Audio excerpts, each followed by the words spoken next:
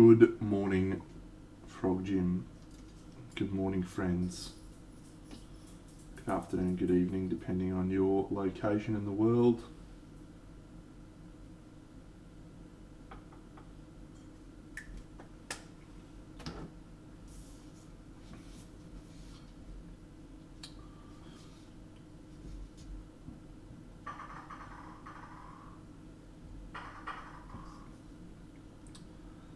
Today we are simply continuing to chip away on whatever I feel like painting for my diorama. I have 8 of the 10 models in progress.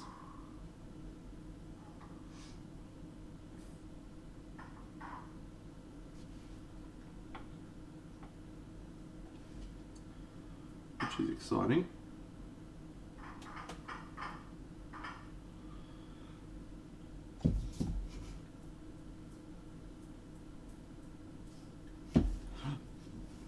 And I've done some work on the base, but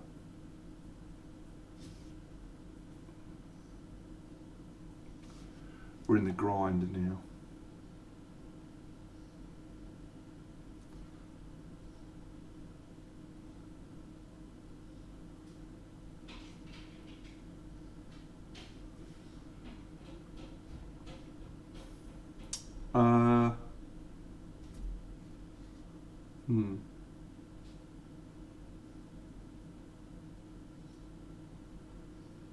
I don't think so. I think I enjoy painting, full stop. Whether it's a bust or a diorama, I enjoy it. But it's cool to be stretched, trying to incorporate all of these different models and the different environmental considerations and focal points of the whole figure across a whole diorama. It's just a different challenge. So I don't know that I would say I enjoy them more. I certainly like sitting down to paint a figure and finishing that same figure a couple of days later or a couple of hours later. So yeah, sometimes I like painting dioramas, sometimes I like painting busts. Don't think we'll be doing another big diorama for a little while.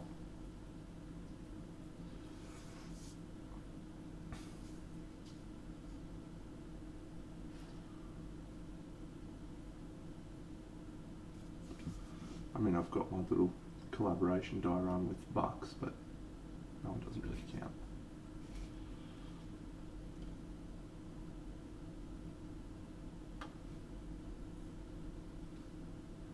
I'm only paying 3 models for that. Just walk in the park.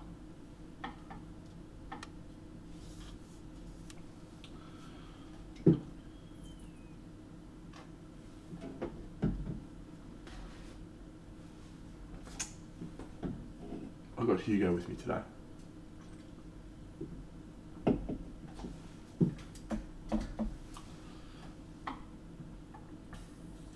So, not sure how this stream's going to go. My girlfriend travelled interstate to Melbourne for a holiday for the weekend, so I have had Hugo with me all weekend. He's a great dude. Had a great weekend. Well, he probably didn't actually have a fantastic weekend. I forced him to sit in the car with me for 2 hours as we drove up to visit my sister. He doesn't like the car, so he was forced to do that. G'day Captain Car, g'day Top. Then I backed that up by taking him to my sister's house. My sister has 3 young children who just cannot control their excitement at seeing little Hugo, so they're running around like absolute nutcases. So he's stressing out because There's all these little people running around. Now he eventually calmed down and he was chasing the ball and they were having the best time, which is good. But yeah, I don't reckon he's had a great time because he's been so wiped when we've been here. He's just basically fallen asleep.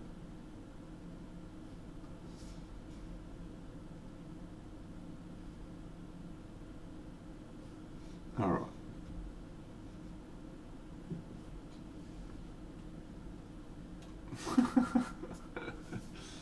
No, mine haven't turned up yet, Topulus.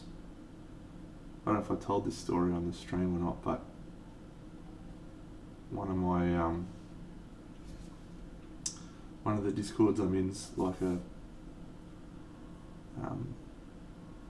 couple of awesome fucking painters, and one of those people is Ricardo from Chimera, and he was like, I didn't go in there much. I talked about Discord. They're annoying. I don't go in much. But so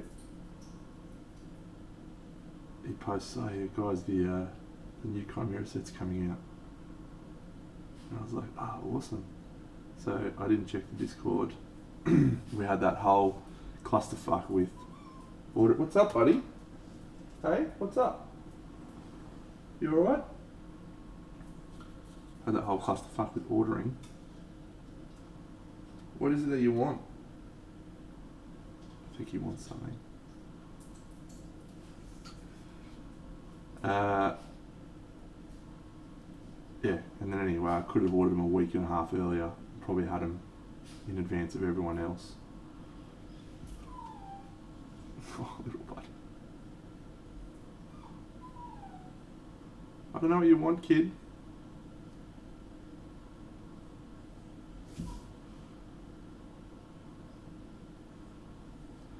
They haven't turned up yet.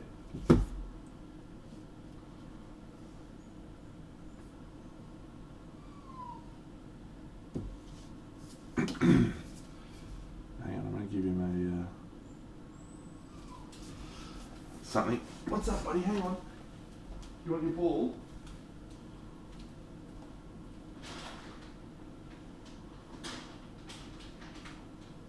Here's your rope. Here's your ball.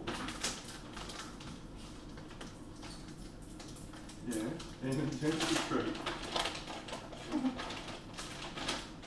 Hey, you got to come and say hello if you want a dental treat. All right. Come here. Hey, come here. Come here.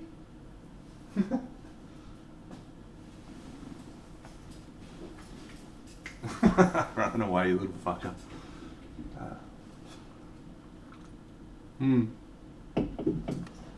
Yeah, I saw you posted on that dirty paint water. My immediate thought is probably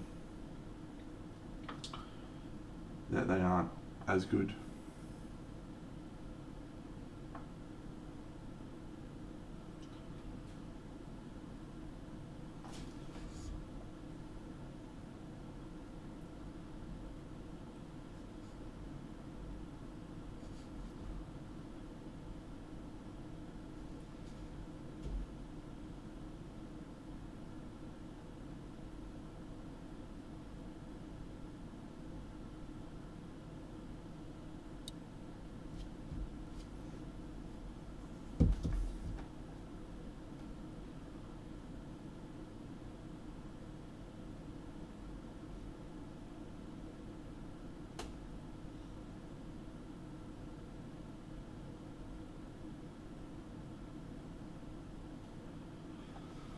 I wasn't planning on painting this guy today.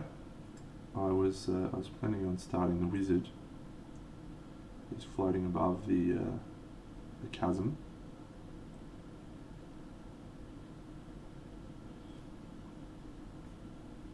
But I think I'm going to do him tomorrow night.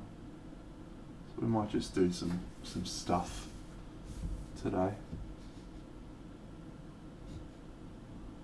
Everything's sort of progressing along, but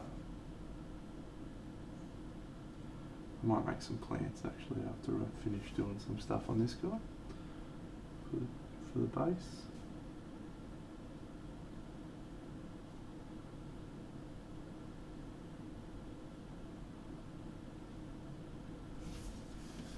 G'day Minimancer, what's going on, champion?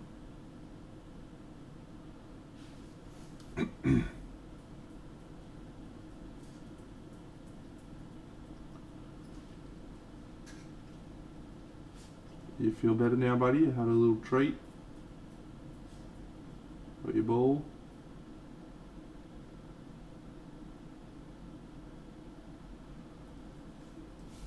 He's been pretty good.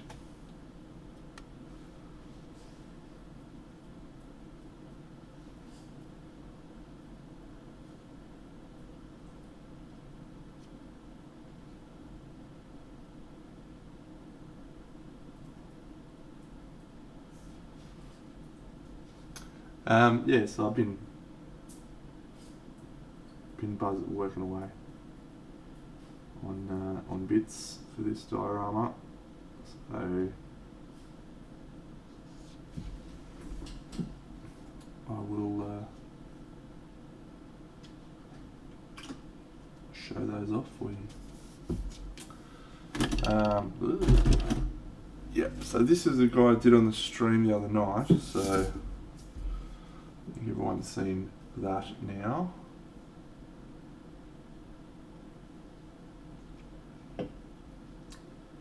Natalia just gave me some feedback that she wants me to put some greens in the bronze. So we may do that.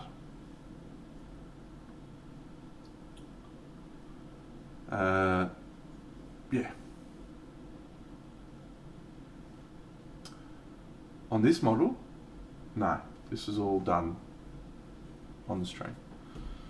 I've continued working on this, and this is improving, but yeah, I don't like the colours, so we'll see how she goes. And then I also started this guy, and this guy.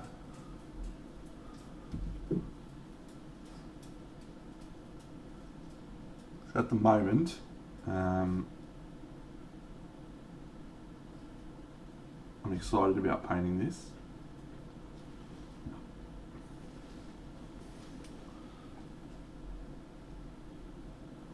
But there's a lot to it, so it's also sitting up the back. This guy's up the front, so I think we need to do this guy.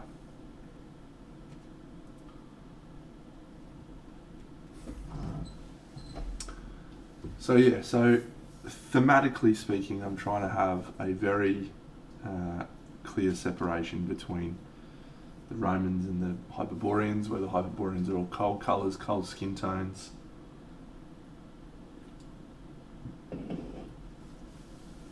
And the Romans are all warm colours, warm skin tones. So the actual challenge is doing that while still making them both look like they're in the same environment. And I'm not sure that I've nailed that yet. So I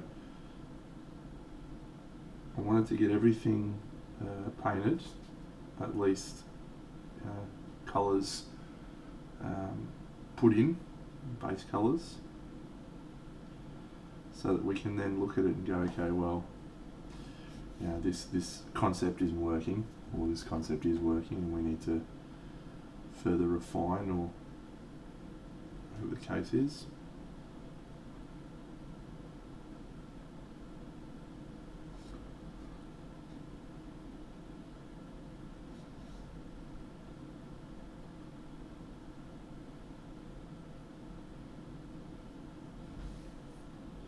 Yeah, he's a bit golden compass, isn't he?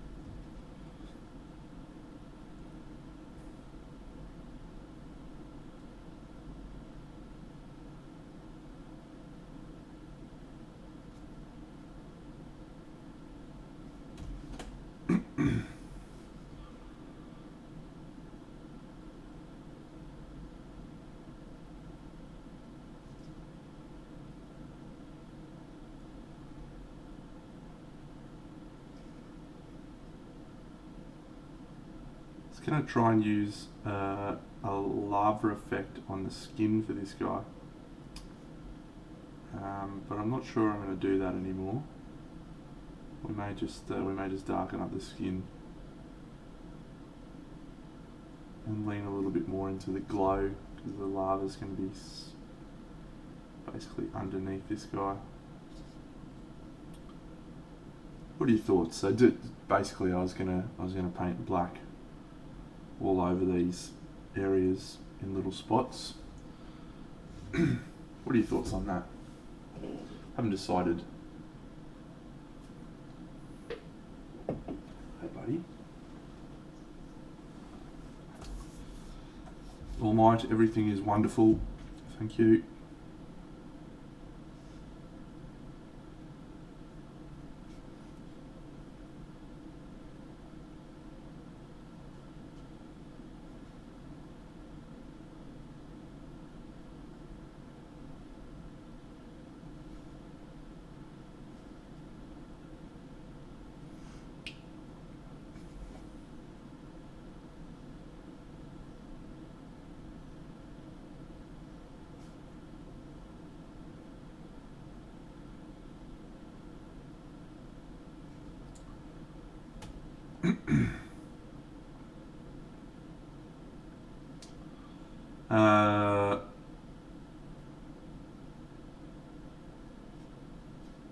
I use contrast paints, mate.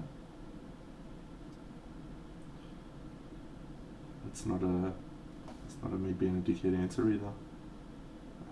That's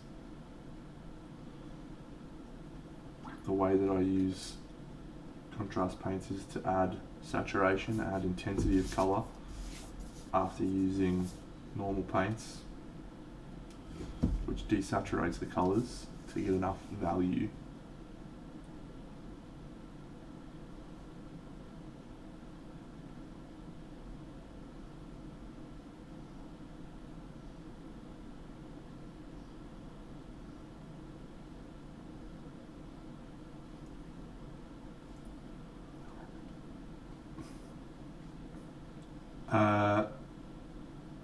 So the yellow highlights were an ice yellow,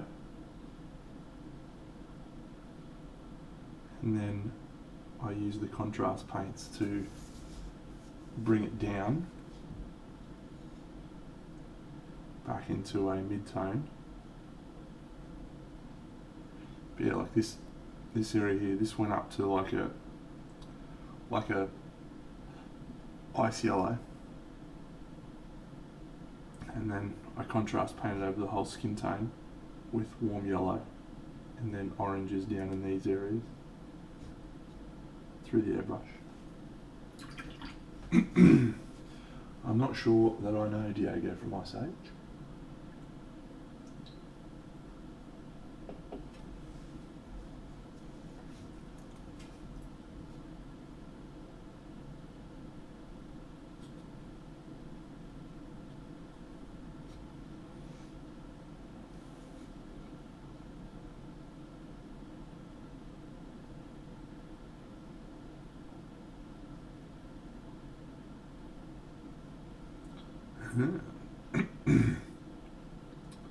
Yeah, that could work.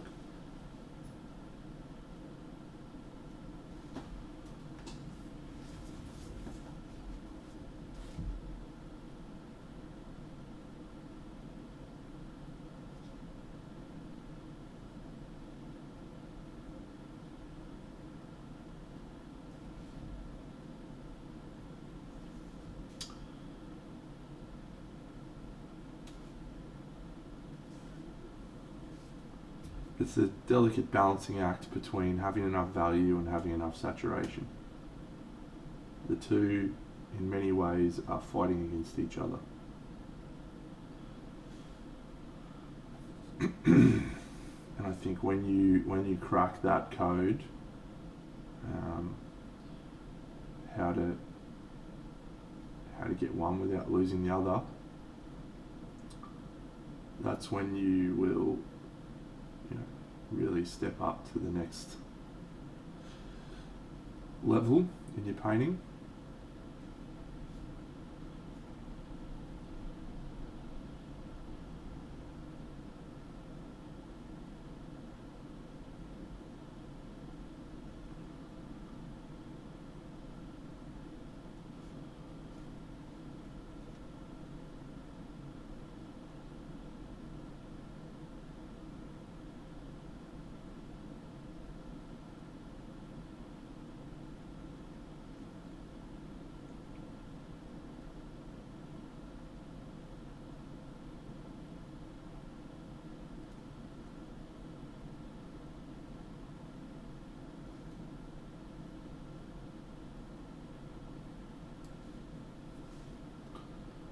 I don't know if I've talked about Arcane.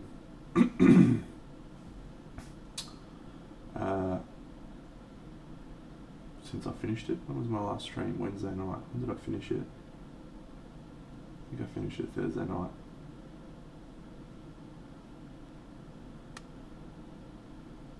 Oh, Topulus is on too. Perfect. I don't like animated shows, Topulus, as you well know. But Arcane gets an 11 out of 10 from me. It was magnificent. You are absolutely correct when you said that you don't even realise that they're animated characters after a bit. Particularly, I don't think every storyline was as strong.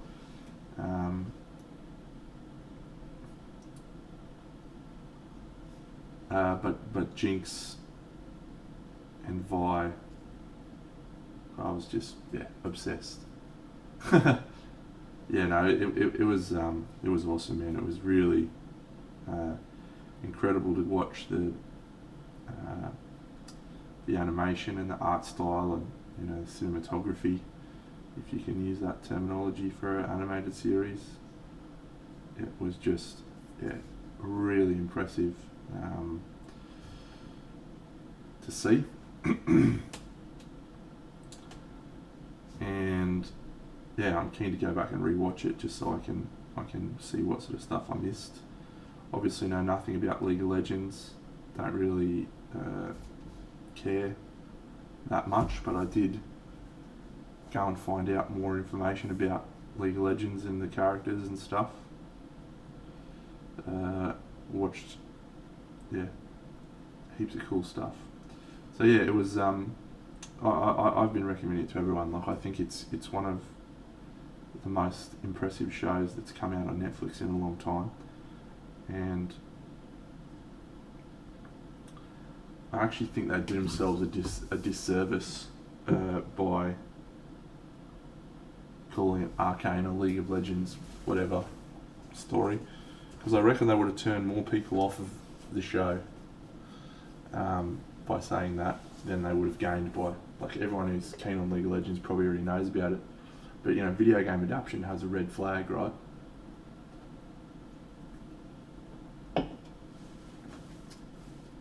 And yet it was just, super television. So I'm planning on buying a Jinx model to paint Jinx. If that is the case, that is very impressive. What's up, buddy?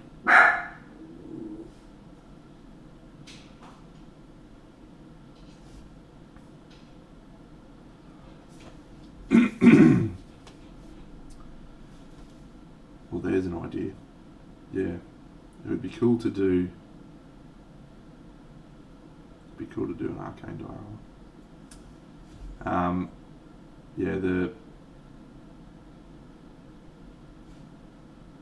The Jinx storyline was just G'day Saint Tubus. Welcome, champion. And knowing nothing about her, not knowing where she was going to end up, because obviously I got no idea, to see where she started and where she ended. Yeah, Silco was a fucking champion.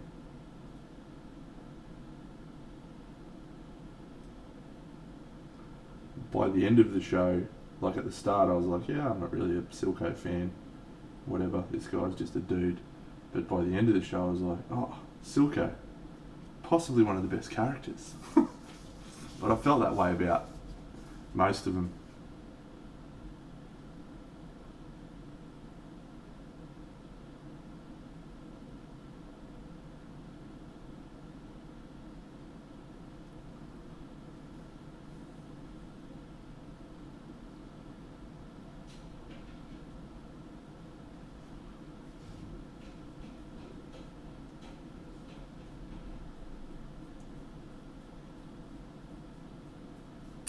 I couldn't get over the art style. I kept saying to Bucks, man, get me a fucking figure so I can paint it in this style, please. Did you tell that other thing to get away, buddy? Get rid of it?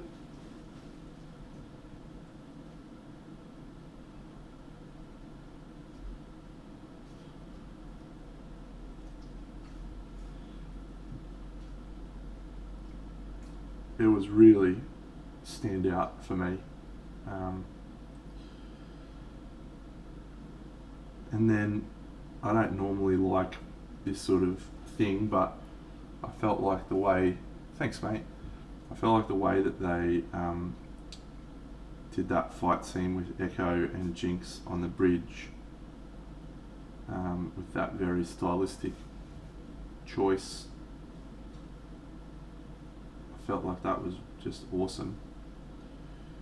And I don't normally go for like the really wanky sort of, look how cool we are at our cool, you know, artsy fartsy fucking fight scene. But it actually worked. It was awesome.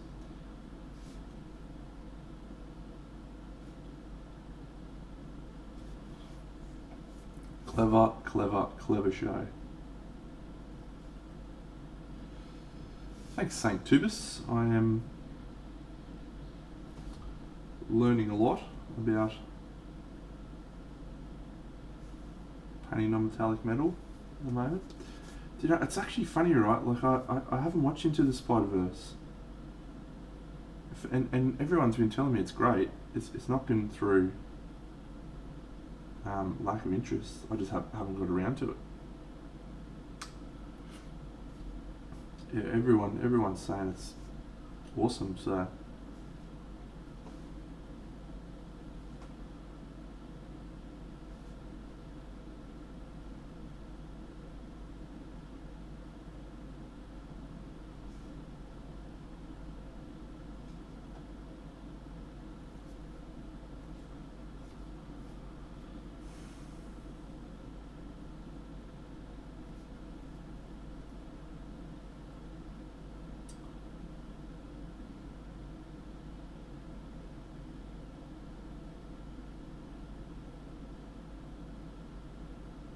it was very it was very clearly a story in 3 arcs though, so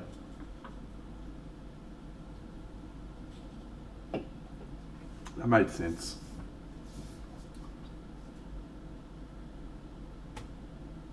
Because you don't want to lose impetus.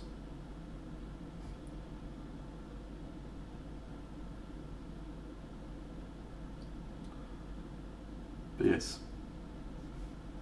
anyone that has not watched Arcane, it gets a full, wholehearted recommendation by me, a non-League of Legends person, someone who is disinterested in the League of Legends game. I still found it to be extremely compelling watching.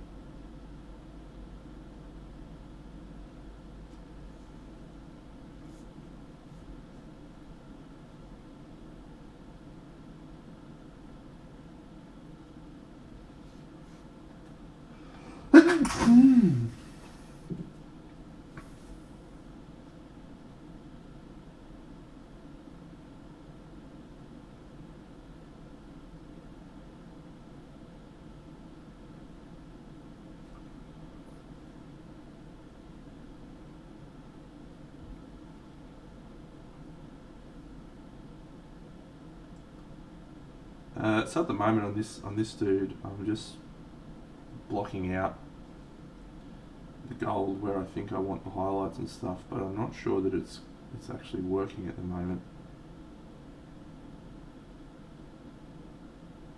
Sometimes you need to see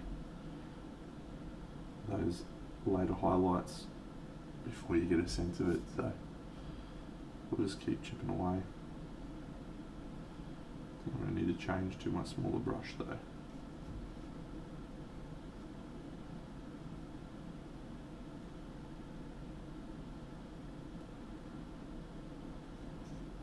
So I'm back into what should I watch next mode. So I finished Arcane.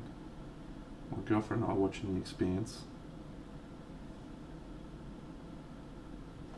So got to decide what's up next. Any strong recommendations?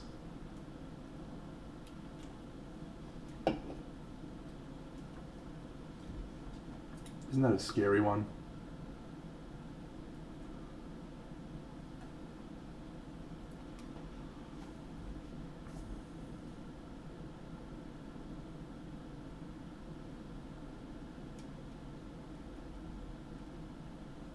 Shan't be watching it.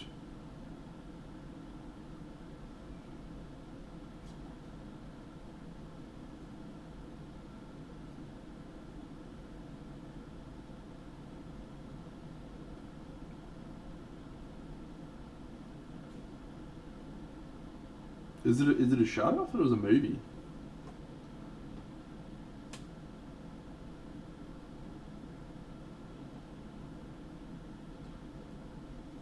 Okay. I'll look into it.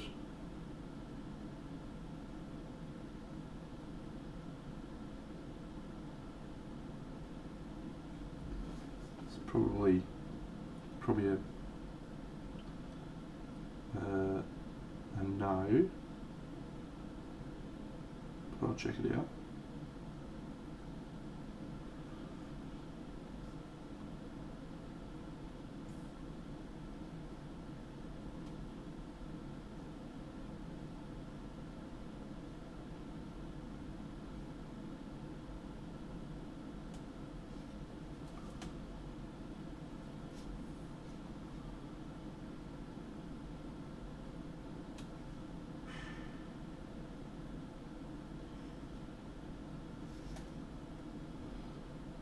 I do have time for some feedback. Yes, Fleabag. I do have time for some feedback. I read Fleabag as well.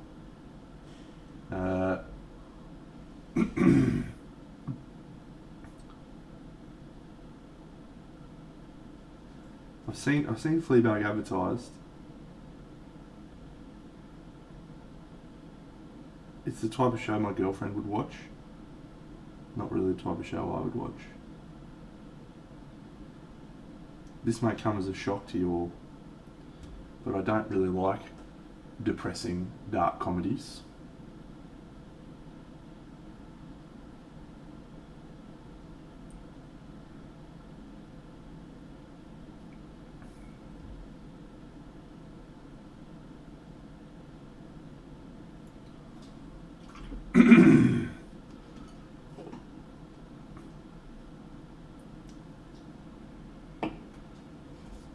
No, I love Downton Abbey. Yep, love it. I did actually watch the first episode of Marvelous Miss Maisel. Didn't grab me. I did like the character, but yeah, didn't really grab me. Again, I told my girlfriend to watch it. She's watching Succession at the moment. She thinks it's awesome.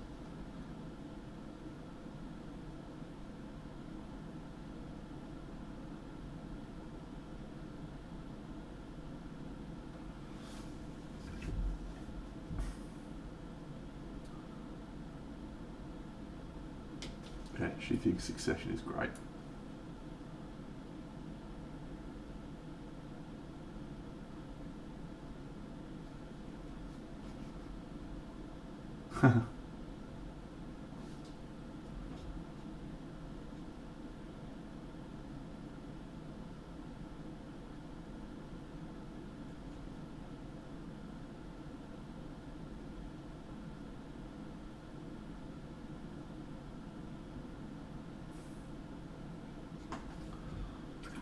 Alright, let's have a look at this.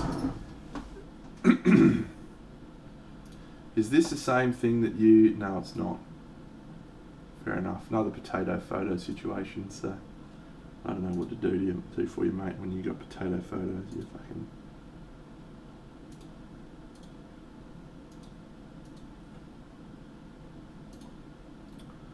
Alright, wow.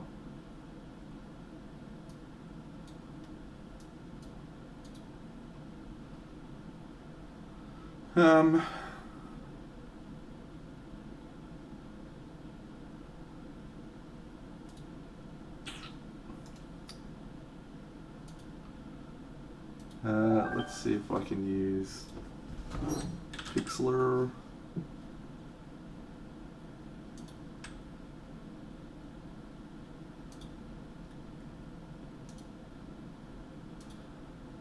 Hope there's no nude photos. No. Oh, that was a good one, didn't I? Open image, pictures, downloads. Open. There we go. Is that okay? We can see what's happening. Great. Let's start by going at auto black and white. So this is your first problem. Your metal has the same values as your skin, which has the same values as the other skin, which has the same value across the whole piece.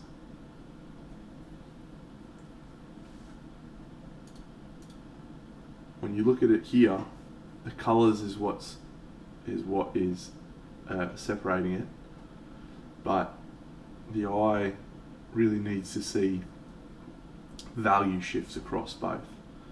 So whether that is upping the value of the metal or decreasing the value of the skin tone, particularly on the center one, this is the head, that's up to you. But yeah, I think you need to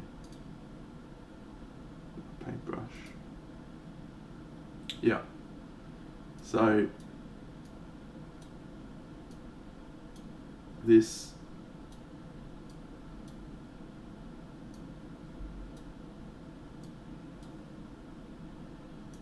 like all of that needs more value, because at the moment it looks great. The sword looks fine. It looks okay. You've got enough there, but this doesn't have enough. So then I would grab your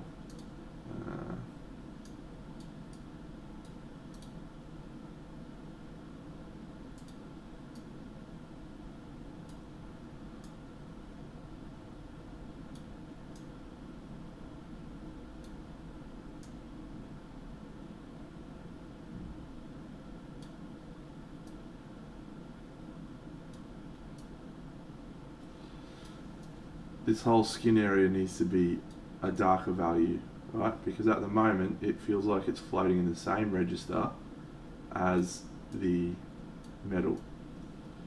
So if we just darken that up,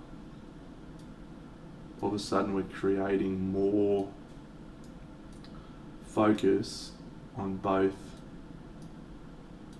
the metal down the bottom, but also the goblin dude. We're creating more of a separation. You're going light, dark, light. Now that doesn't mean that you don't have contrast in that guy, right? But if you think about contrast on a scale 0 to 10, 10 being white and the lightest, and 0 being black and the darkest, every single area needs to both have contrast within itself and then against other areas. So you may do the face all the way down to like a 1 up to a 5, but then you may have the goblin skin tone be a 4 up to an 8.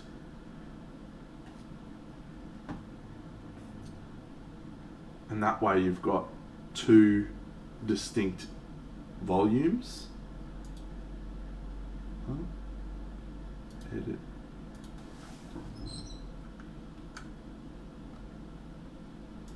Merge.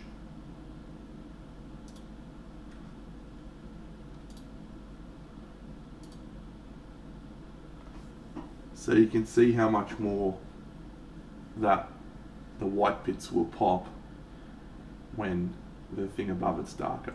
So that is the first and most obvious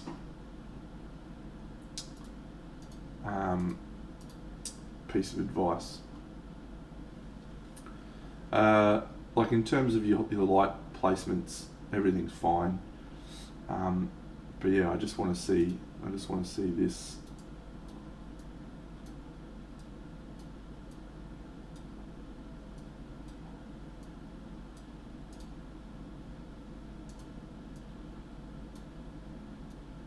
Just want to see this green be more vibrant. G'day, Jet.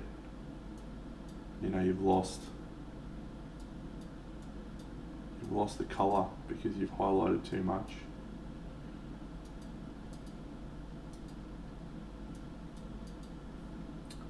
You know what I'm saying? It's tricky though, right? Like I also don't want to be like, hey, paint everything the way Deno paints, because that's not going to achieve you anything other than learning how I paint. So you got to find your own. Yeah, potentially, or use a contrast paint.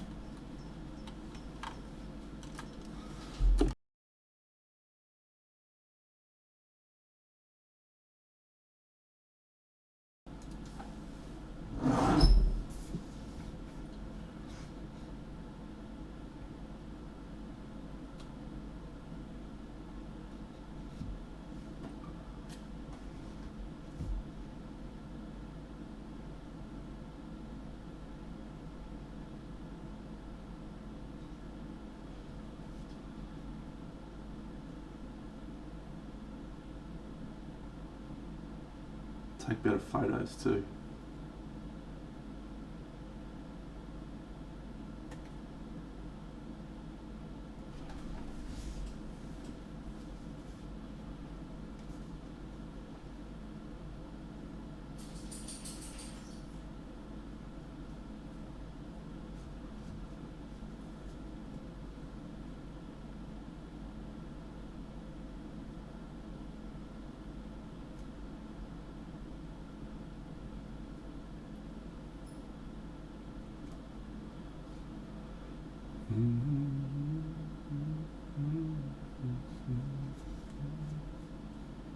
Yeah, and that may be the case. And if that is the case, then you need to ignore everything I'm saying and trust your own decision making.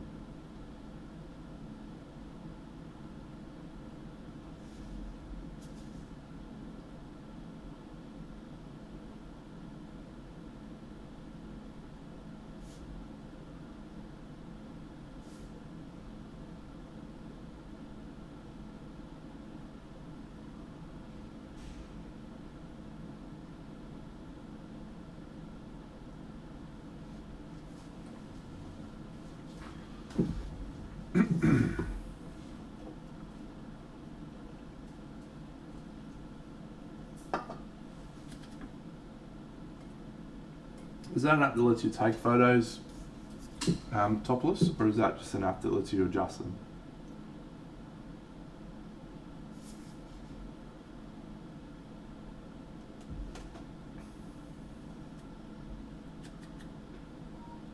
What's up, buddy? Hey? Hugo? Okay, cool.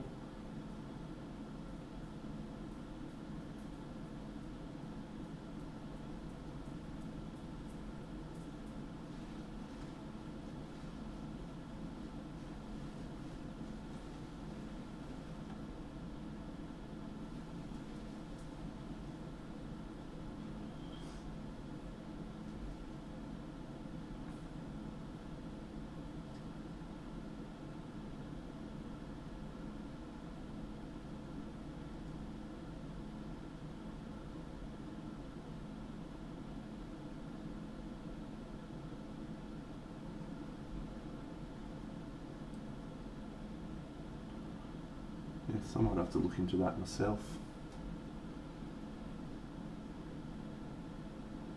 The Samsung Galaxy has a really awesome camera, but it just goes crazy on saturation, goes crazy on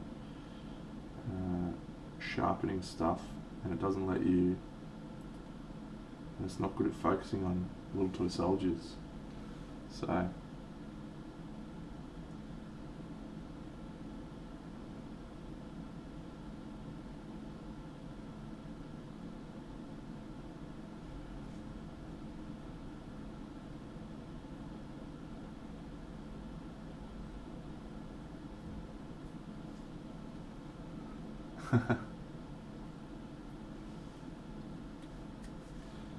well, I can almost guarantee you that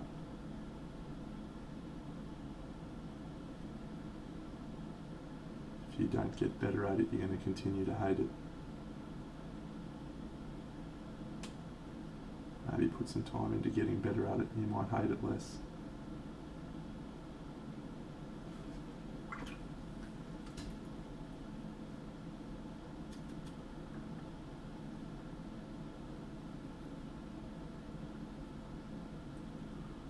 Little buddy's not real happy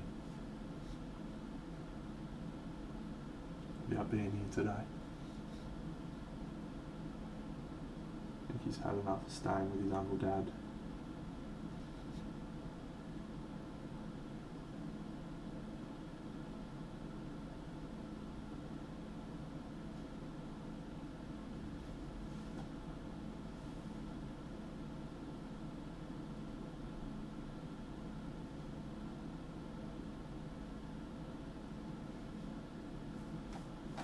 Yeah,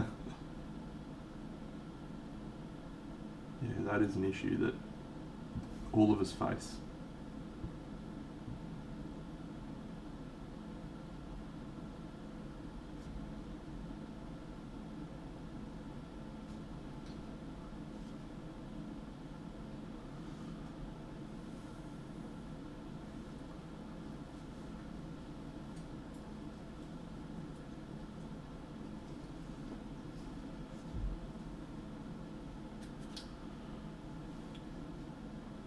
I always recommend, and you probably have seen me do this a fair bit, taking your model out from underneath the painting lamps and have a look at it outside of the painting lamps.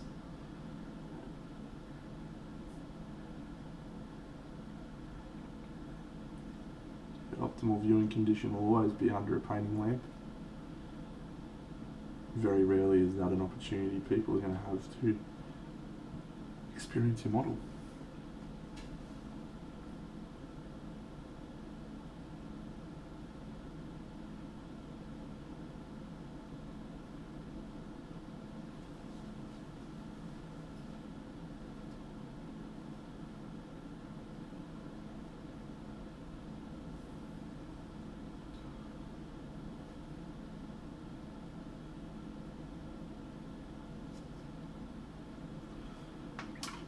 Alright, let's see if we can recover this a little bit with some airbrushing because I'm not really loving it. Alright mate, have fun running up a bunch of stairs. Fuck that fuck noise.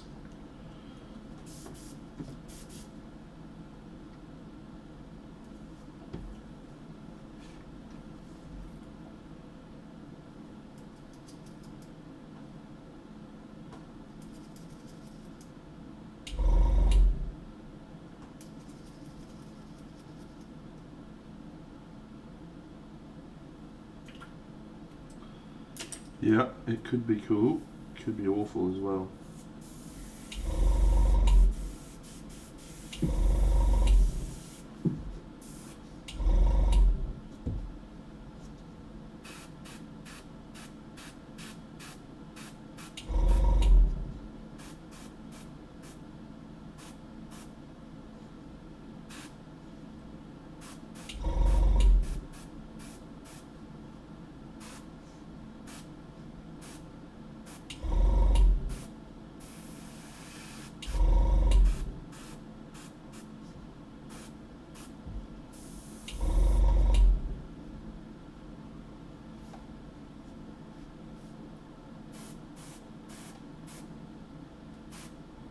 talk about mine.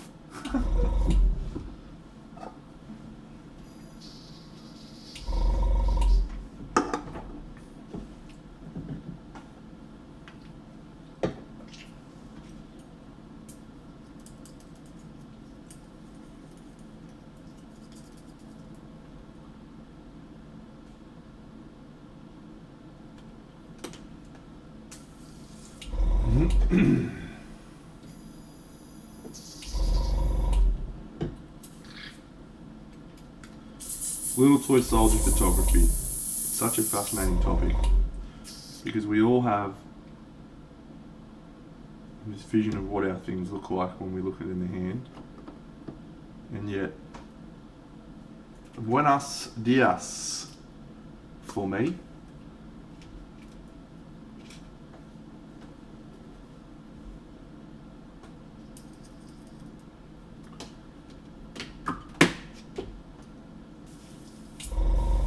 Because the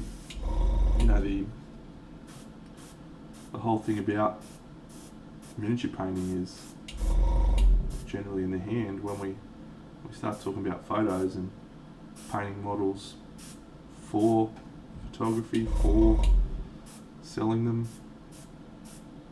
like box arts and stuff, it's a fascinating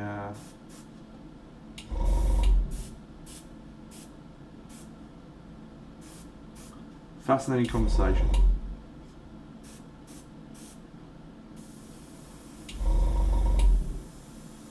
Like Dave and I were chatting about it at Crimson Brush, and he was basically saying if you're painting a model for a digital consumption,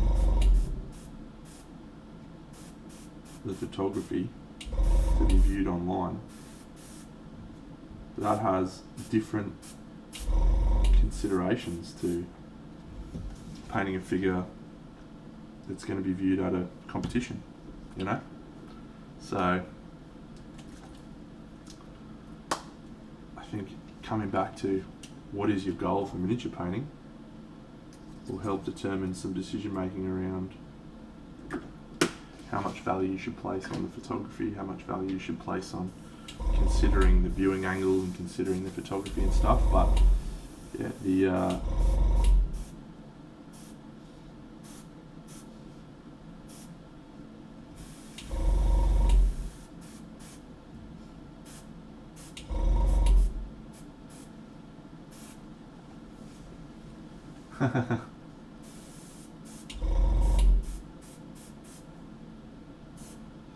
the simple answer is you definitely need to take better photos.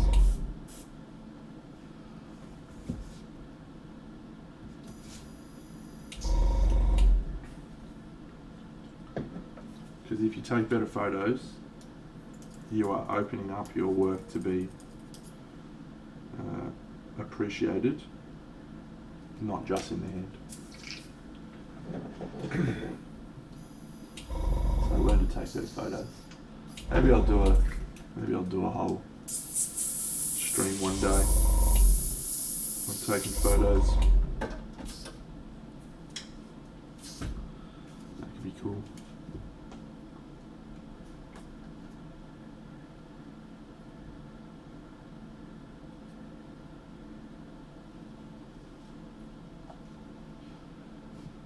Vipertron 19680, the biggest model that I have ever done. Let me grab you a picture of it. Done a fairly big model.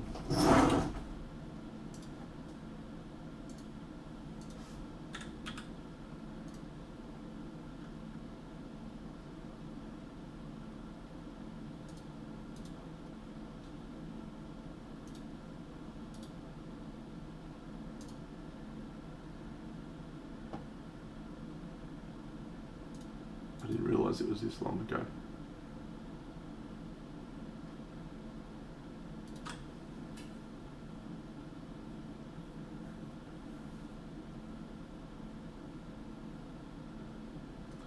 This is the biggest model I have done.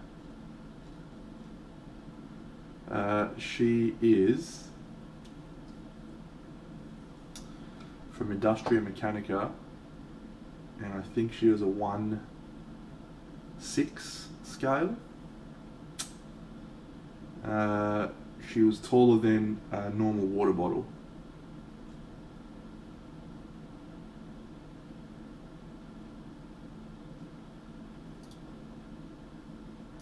That's the largest one I've done.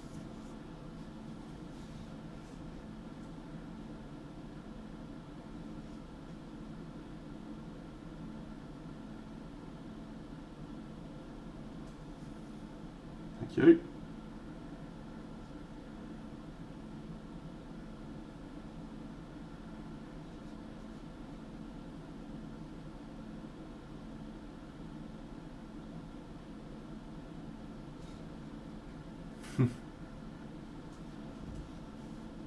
Well, be glad you don't have to hang out with me in the real lives then.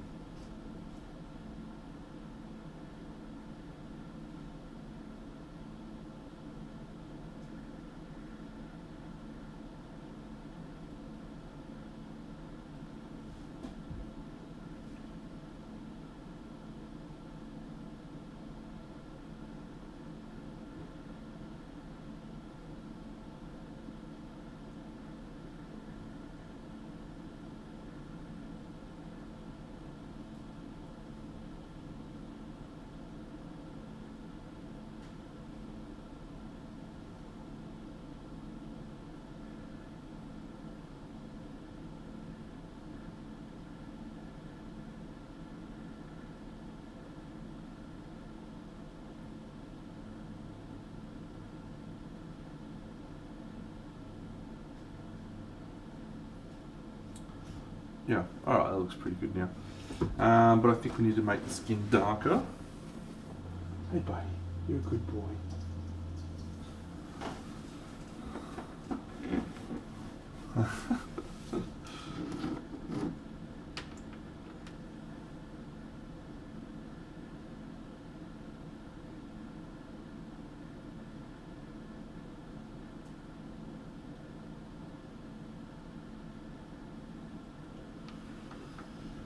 Vipertron, I've been painting miniatures like this for about 6 or 7 years, but I've been painting miniatures in general for about 25.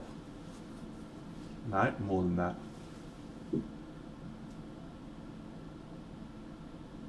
39.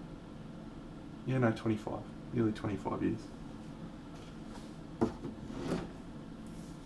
But this sort of stuff, only in the last few years have I been really doing this sort of stuff. Alright, I think we're gonna go a little bit airbrush crazy.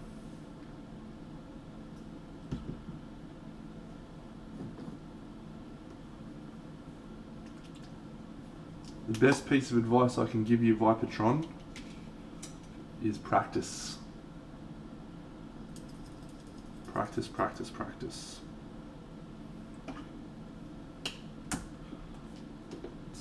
It's not a thing you can be good at straight away. And if you are, you're very annoying to me as a human being.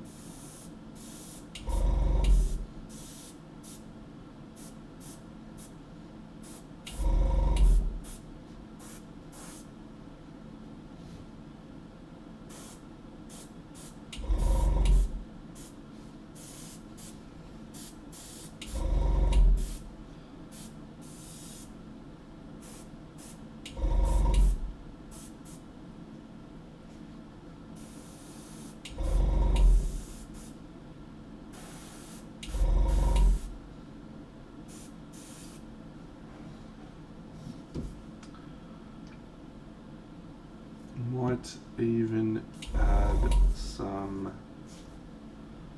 orange fire, hot orange.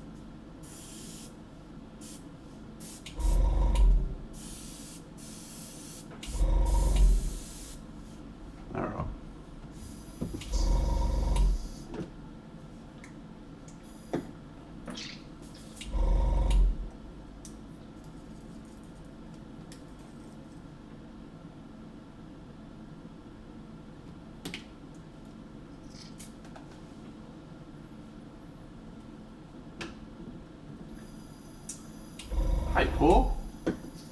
Haven't seen you in forever, mate. Hey, Paul. Hey, Paul. Rough Turtle. G'day, mate. Sorry for sending you into a frenzy. I would love to be able to announce my colours. I am very bad at life. That's unfortunate, Paul. Been there, my friend. Never a fun time. 10 out of 10, do not recommend.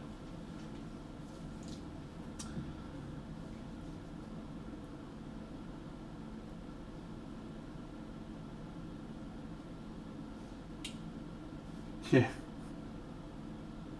Yeah. I'm a vicious hound of hell. Why you gotta give me sticks?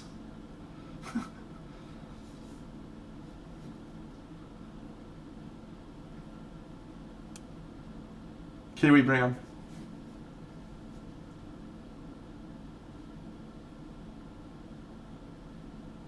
I'll try and remember to announce my colours, but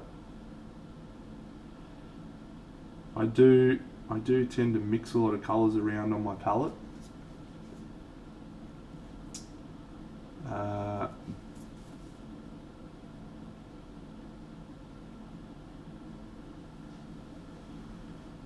So sometimes I'll have, you know, a kiwi brown, which is what I'm using here, but I'll just grab a little touch of, you know, a couple of colours that are nearby.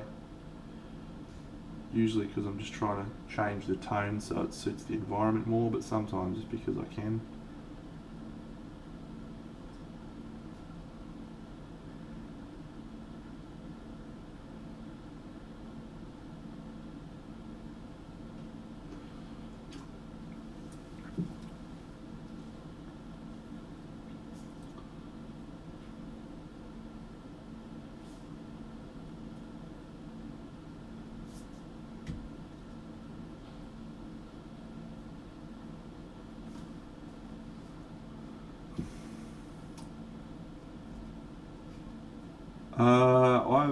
I've done plenty of Games Workshop scale figures with that style. In fact, if you go back a few months, I did Curse City, all of Curse City.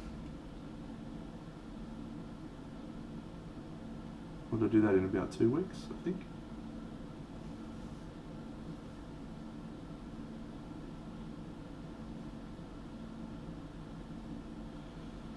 So, yeah, I mean, I think it definitely suits the larger scale models a little bit more, but yeah, it's absolutely doable on any scale.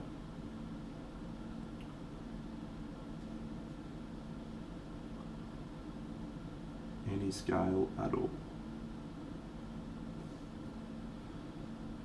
Of course, my friend, I would love to provide you with some feedback, St. Judas. I do feedback on any stream, anytime, for anyone.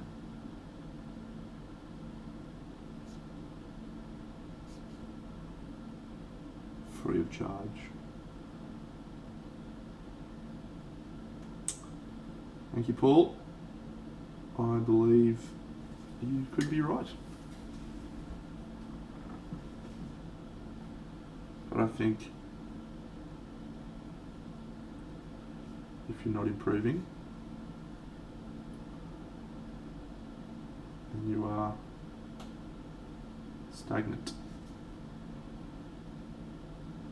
That means you are dying.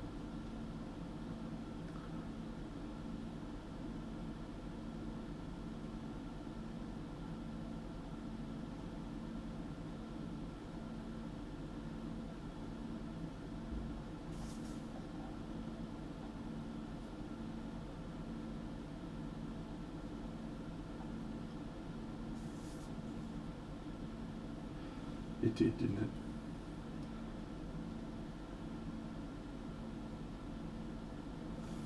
It's like the Roman Empire, friends. And it wasn't expanding and improving and changing.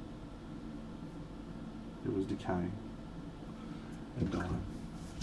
Alright, let's have a look at St. Tubus's piece of soldiers.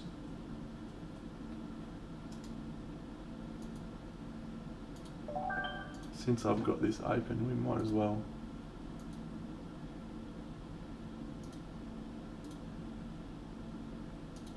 undo this.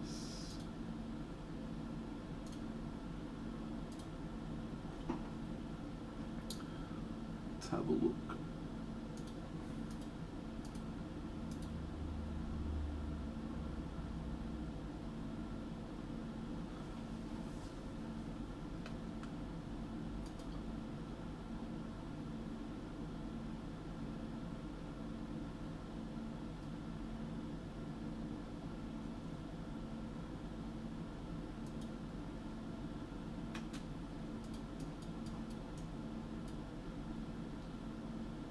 Thank you. That's how we roll.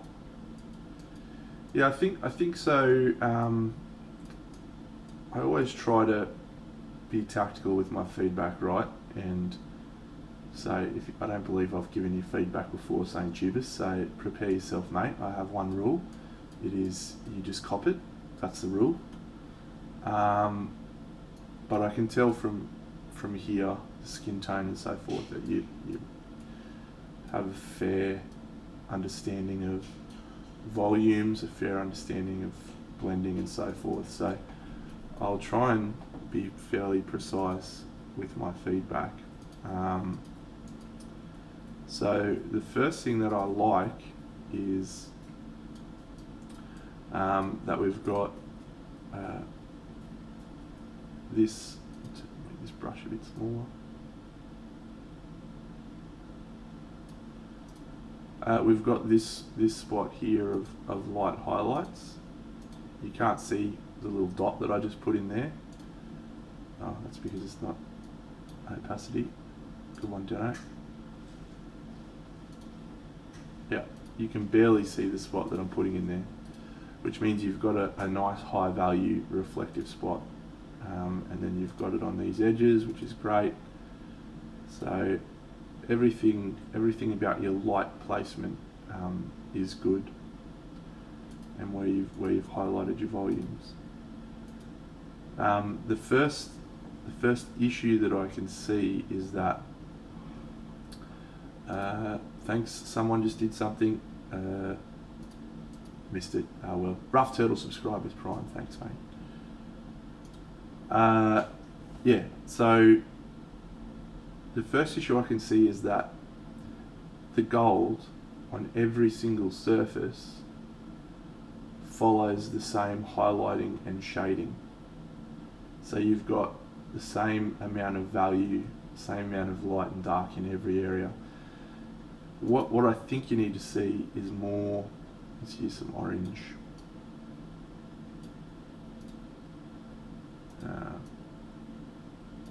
G'day Conrad.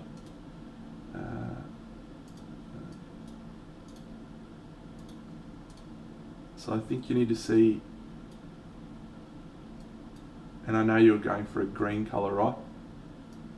So I'm just using orange to highlight my point.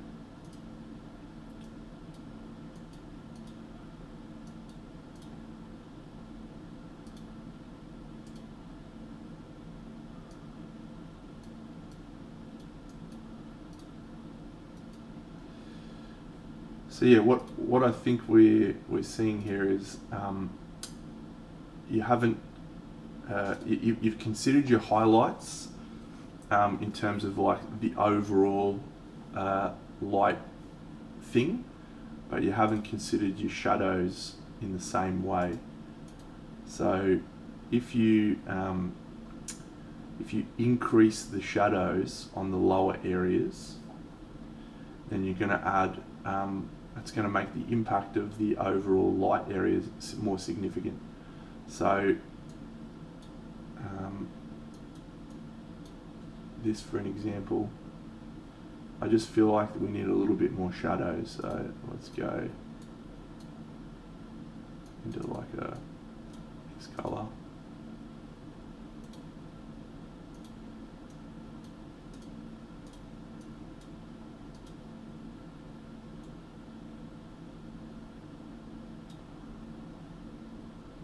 You'll have to excuse me, I'm doing this with a mouse, so it's actually a fucking glorious achievement that I'm doing that as well as I am.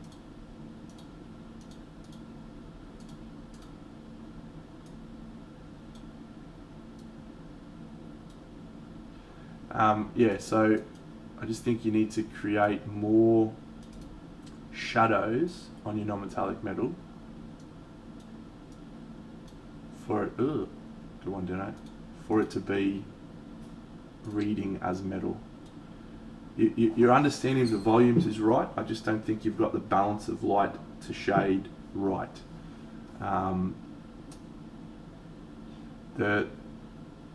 The little necklace thing that's holding onto a cloak is the best example of that, I think. It's too much of the yellow colour and not enough of the other colours.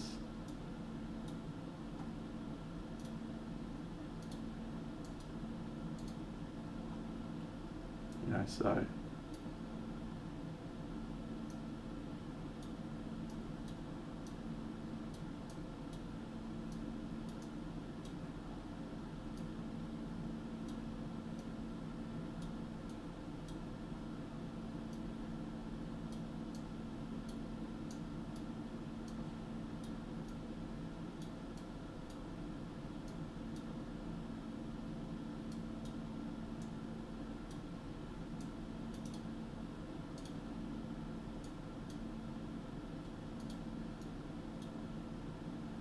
I'm using orange because that's the colour I'm using on my golds at the moment, right? So you can use whatever colour you want. Looks like you're going for a greenish colour, so you know, some sort of turquoise or something would be cool. But let's zoom out now. So, and then if we go,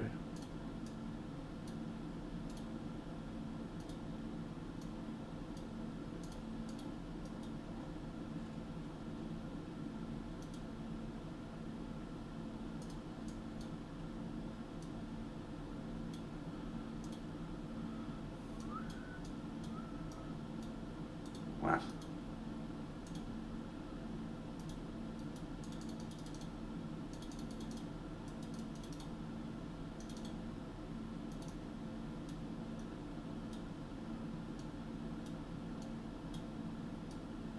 This is fun. Drawing little pictures. Yeah, so I think that's sort of why the metal's not feeling 100% right. Yeah, of course, Conrad. It's just not quite got enough shadow. And take this with a grain of salt, right? Because I'm a bit of a novice when it comes to non-metallic metal. But yeah, my general understanding is that if you don't have enough shade, your whole object looks a little bit incorrect. So let me give you. G'day, Jim. This is the latest non-metallic metal thing I've been working on. So, oh fucking hell, this camera's fucking keeps freezing out because I keep fucking switching over.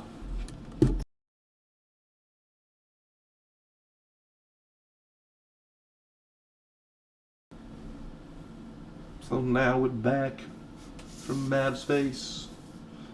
So I'll draw your attention to the copper as opposed to the metal. This is more similar to the gold. So yeah, your placement of your lights is good, but I don't think you've got enough of this shadow here for it to really come across as metal.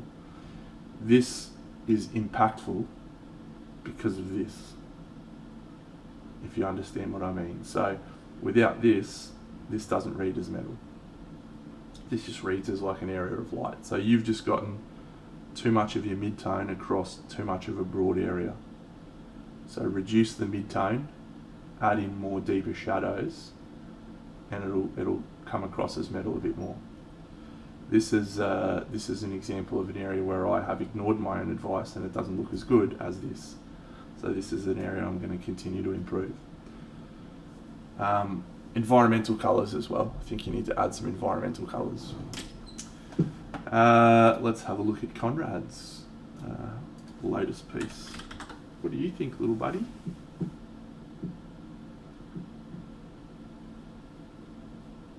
Oh, my girlfriend ordered room service for a legend.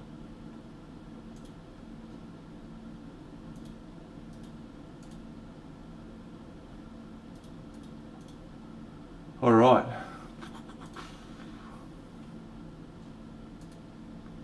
So this is Conrad's Hush. First of all, a piece that there's only like 50, was it 50 made? Only like 50 copies made. He's taken him like 10 years to paint it. Awesome. I think the number one piece on Putty and Paint is this. It's from Kirill Kanaev. Might not be number one, might be number two.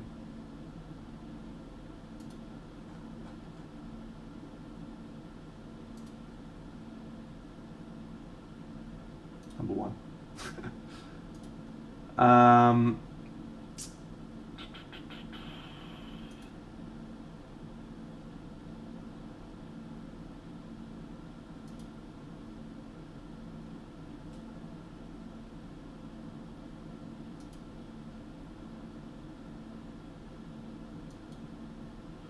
Ooh. For my tastes, Conrad, I would like to see more contrast overall, but appreciate you're a different style of painter. I really like the rust effects, but I don't think there's enough streaking. You know, if those have obviously been there for a while, those rust pieces, so if she gets into any you know, moisture and stuff, that's going to cause the dirty, grimy sort of streaks. I love the face, and I love the contrast with the gloss and the matte surfaces.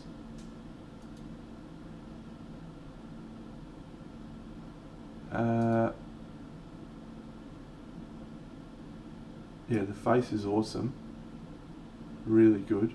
I reckon the white spot on the eyes could be brighter, because I think at the moment it does look like it's wet and reflective, and I say that because the reflective visor, which is directly above it, has a much brighter white spot, which is because it's glossy and reflecting natural light, and her eyes aren't, and they should. And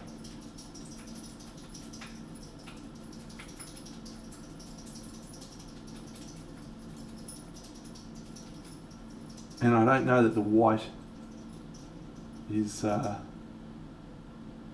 showing enough environmental colour. You know, white tends to be the colour that reflects the most areas of the environment, and it's just looking very greyish. So whether that's intentional, and for me that's just bang out an airbrush and be like psh, psh, psh, psh. But yeah, whether that's intentional or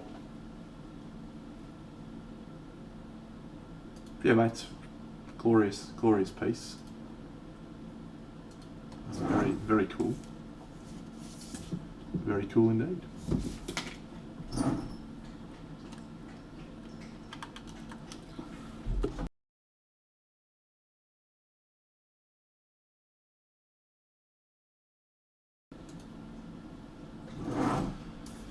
Yes, this is my Sunday morning stream. So I do a stream in the mornings for all of my American friends on a beautiful Sunday. And this Sunday we have my little friend Hugo joining me live.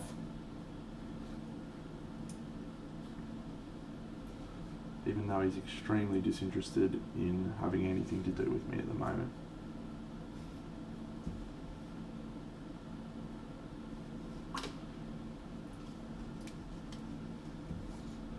No, thank you, Conrad.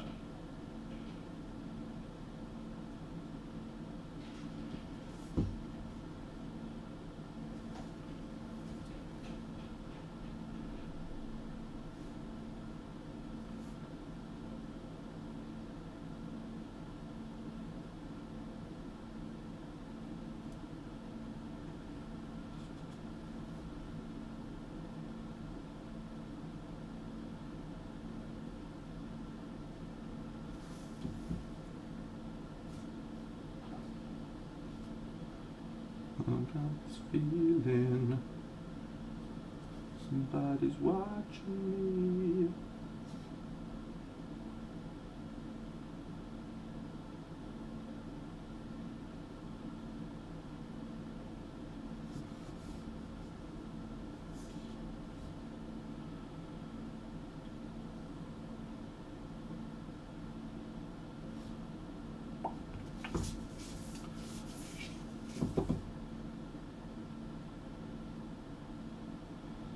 So let's talk overall. The blades, well, I haven't actually done the blades, my friend. They were just airbrushed. I'll show you how the blades should look in about 10 minutes. That was just the undercoat colour.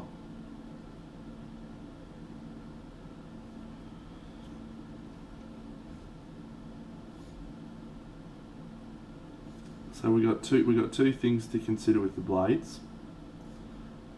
The first, yeah, the wet. I haven't turned that one on. I'll do it. I'll do it for you.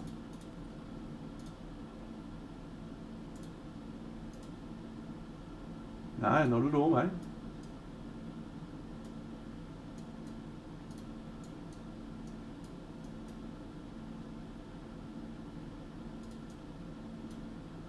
Alright, there you go.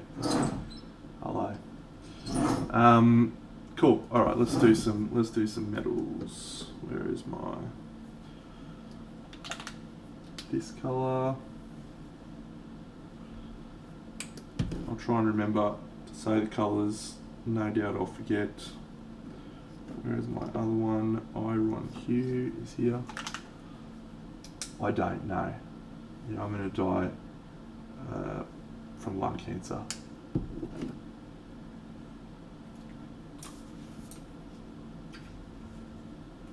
I've resigned myself to that fact. The second component of this these blades is that he's hanging his hand above the lava. That's Bunny's piece. That's not what I was looking for. Let me just go to my Twitter.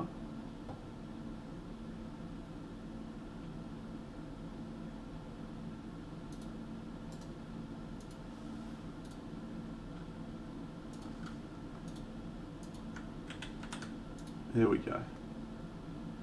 So, yeah, this particular hand is hanging out over lava.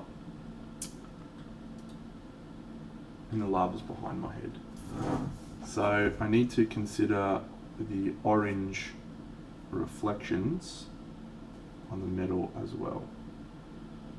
So let's start by doing the yes, little bunny. She's going very well.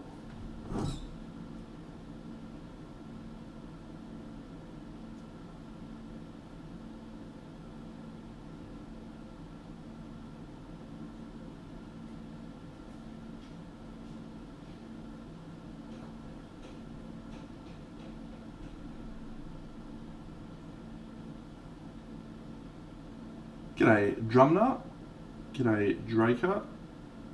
Got confused for a second there, you both got the same colours. So what is happening? Thanks Draker. My approach to priming a figure, well, here is the next figure we're painting for the diorama, which is this dude. So I use Chaos Black spray from Games Workshop, because I've been using it for 20 something years and I feel like it is the best. Hey buddy. You have to say hello to my dog. Hey buddy, come here. Are you alright? He's a little bit tired. He's been... We're going to go to the dog park soon? What do you think? Oh, little buddy. He's missing his mum. Yeah, he's a good boy. Don't you, buddy? You're a good boy.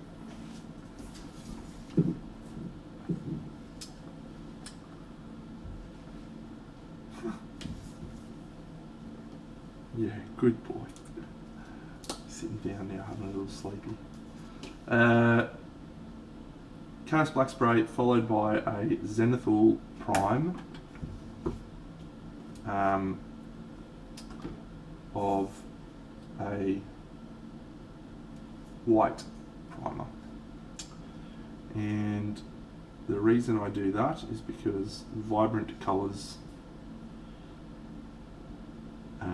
they always look more vibrant over a white than a black. Using the Zenithal Prime, it allows you to create immediate contrast. I don't think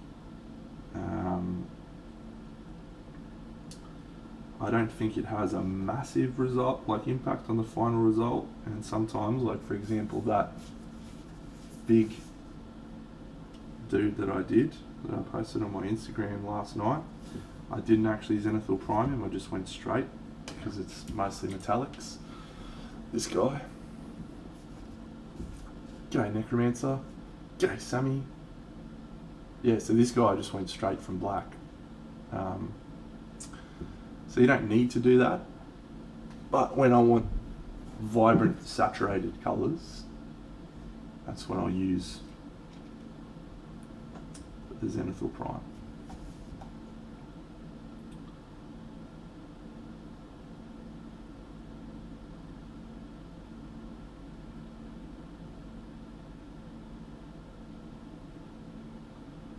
Alright, we've got to think about this lava.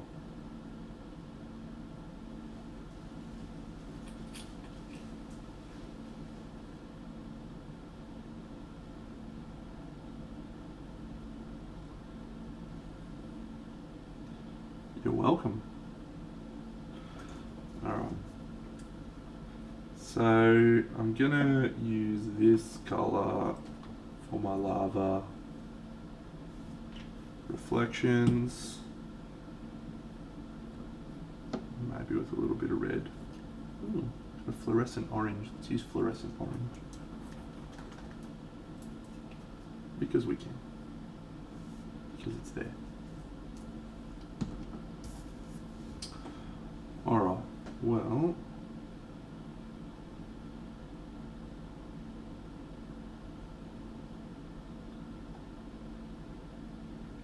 g'day Robbie's Hobbies, Kung Fu Shrew, as you prefer to be called by me, since I remember you being called Kung Fu Shrew back in the day. Because I have a crazy memory.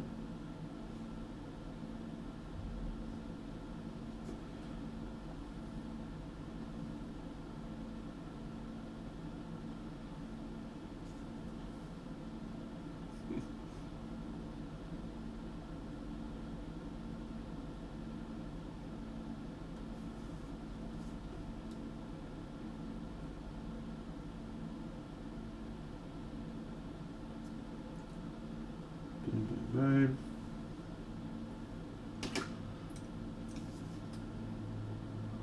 Boom, boom, boom, boom. I want you in my room.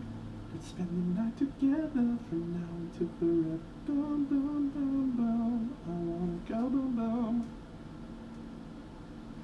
Let's spend the night together in my room.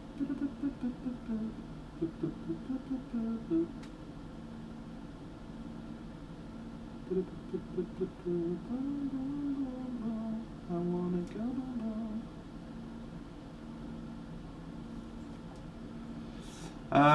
No, my friend. These are from a recent Kickstarter that came out. It was called Ultimathul, and yeah, these are all characters made up from that universe. No specific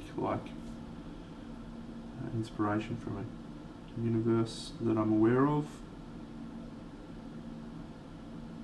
Original IP, but I am going to 3D print a Jinx model soon and paint a Jinx from Arcane. Probably fairer to say that she's from League of Legends, but don't really care about League of Legends, I only care about Arcane. These are indeed the colours from the Chimera Michael Pazarski pack. It's my go-to for painting metals at the moment, with the addition of some contrast paints. I'm not sure how I feel about the diorama right now. When I put it all together before, I was a bit depressed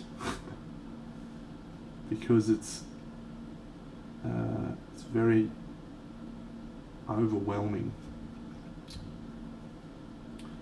with colours and things. I don't know that it's working as well as I would like,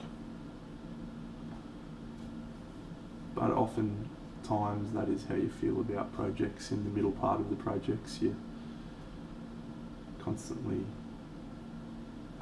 going through that ugly phase where nothing's working. So yeah, the individual models I like, but when you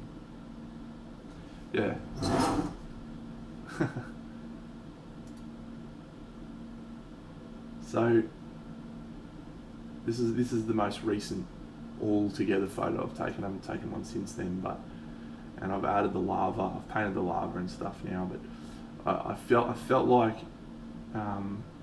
nothing felt like it belonged in the same environment. Everything felt weird and out of place.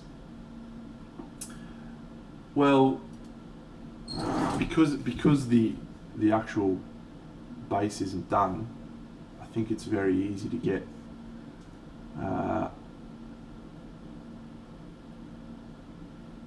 upset by that fact. But the bases are such a crucial part of telling the story, but it also needs to be unobtrusive.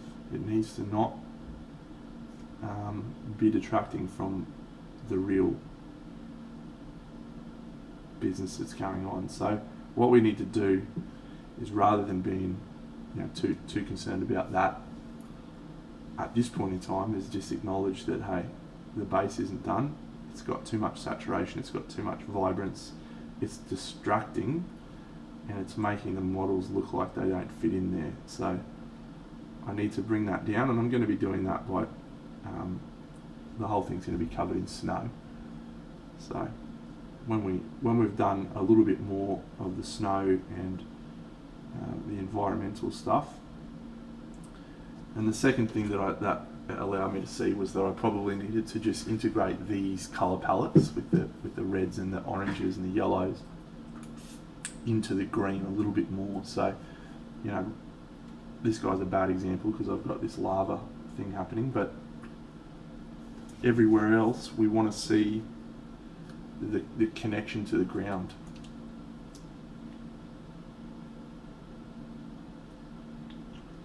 See you, Draker. Thanks, mate.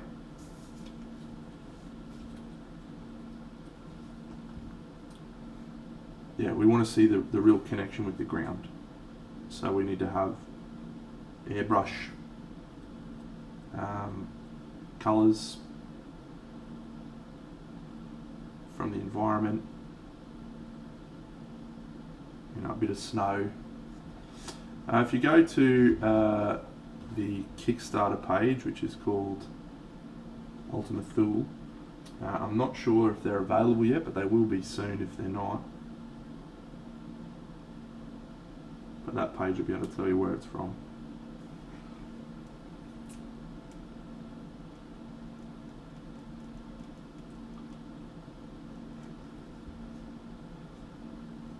That's actually probably one of my biggest critiques of a lot of the big diorama builders, the more traditional ones. They do tend to be very boring when they paint rocks. They're just like, yep, sweet, let's go into grey and we'll do a black wash. Wow. Okay, let's go.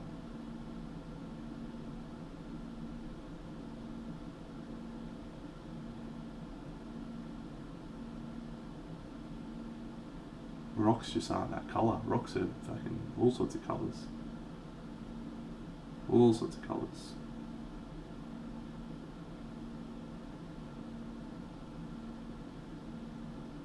It's always like the same dry brush colours, and yeah, I think get some more colours up here.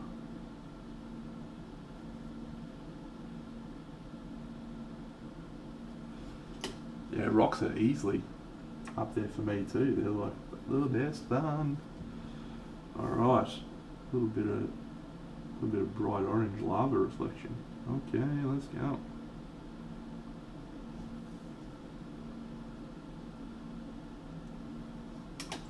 Yep. Just go ballistic on them, hey?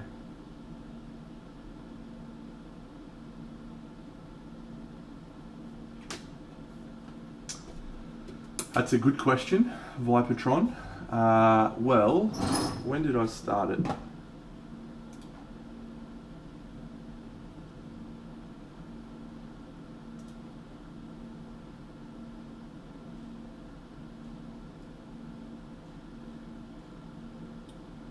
I started painting the first model 2 weeks ago. And I've done 8 models and a lot of the base. So probably another 2 weeks. Maybe. Give or take.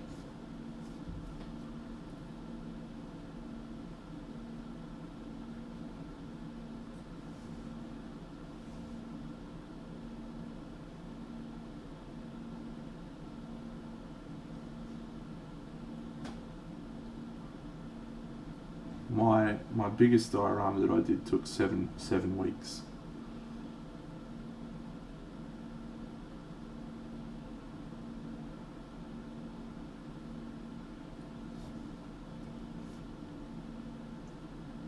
And this one's slightly smaller scale. Well, you know what, Kung Fu Shrew? I do have a video of that, mate, and I'd love to play it for you right now.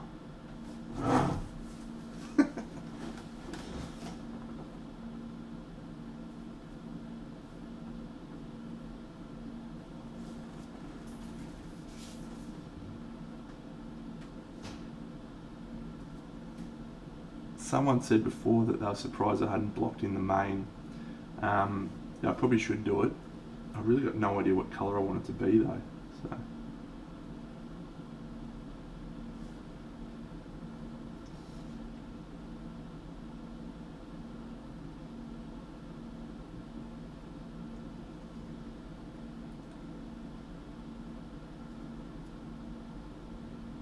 And there you go.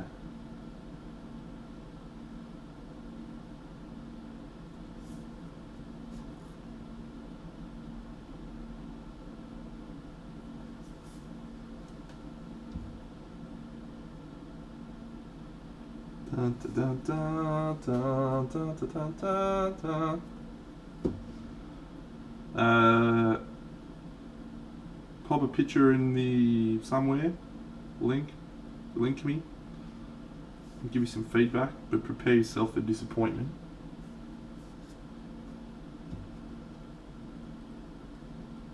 This is not going to be an enjoyable feedback experience for you.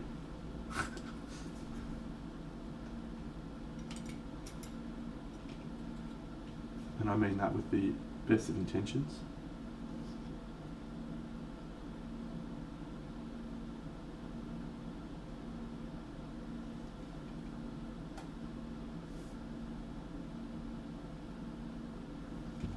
Frog Jim, what can I say? Except you're welcome. What would you like me to sing?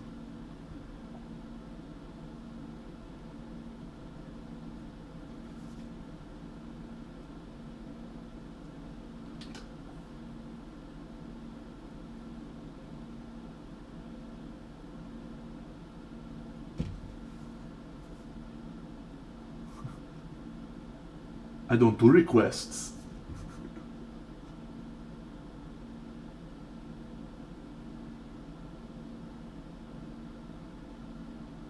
Come on!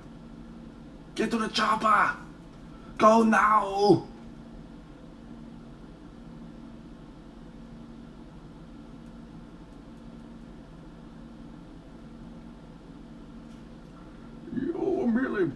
darkness. I was molded by it. Or whatever that line is, I can never remember.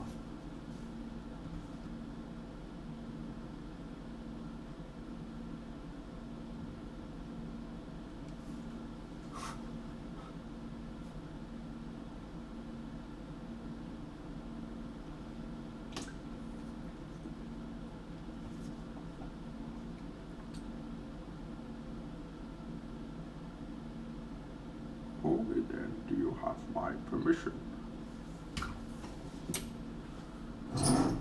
Thank you, Drummer. I appreciate that. Let's have a look at this piece from Minimancer. Alright, Minimancer. Are you ready?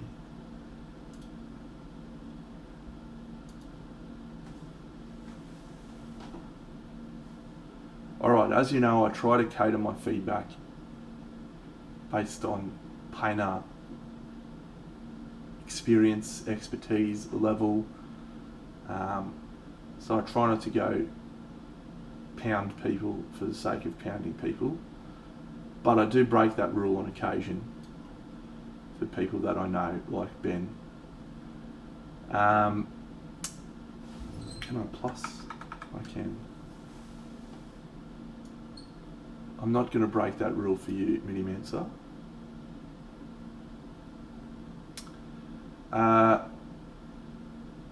So the beard loses me completely.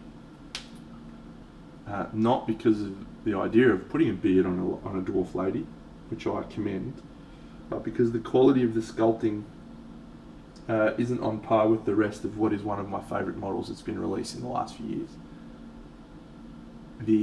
The lack of consistency with the other hair elements stands out as very jarring to me. I think you would have been better served by doing significantly less texture and trying to shape it like the other hair bits. You know, very Lucas Pena style beard would have suited the rest of the style of the figure. So that stands out to me as something that's really not working. In terms of the colour of the hair, I like it, but you haven't quite landed on how to paint hair from a volumes perspective, right? Like, so the whole hair is one piece. It's all one element. And based on your light source, which looks like it's from the top slightly to the left, you shouldn't have big shadows in the sections of hair, even though it's a default approach for us to put deep shadows in those recesses. It's not a deep shadow there. It should be just as high value as the highest highlights in that spot where you've got the light hitting, because that is all one volume. So it looks like to me that she's got bread rolls on her head, and I do not appreciate the bread rolls on her head. The non-metallic metal is pretty nicely done in terms of your light placements and all that sort of stuff. More refining, deeper shadows would work for me. The only other area I think we're struggling a bit is the skin tone. There's too much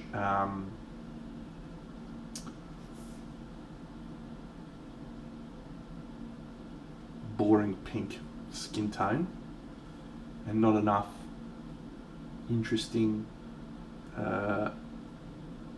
skin tone. The skin's one of the hardest things to paint, but it's also one of the most interesting because you can have heaps of colours and shades. And I don't know if you're an airbrush guru like Big Dino, but you know, just airbrushing some interesting colours, some pinks, you know, some blues would help. The base probably needs a little bit of harmonising with the piece as well. So it's overall a pretty nice paint job, and I think it's a step up from the last stuff I've seen from you. But I can't get over the beard as like an absolute default position. That's it. I scoop.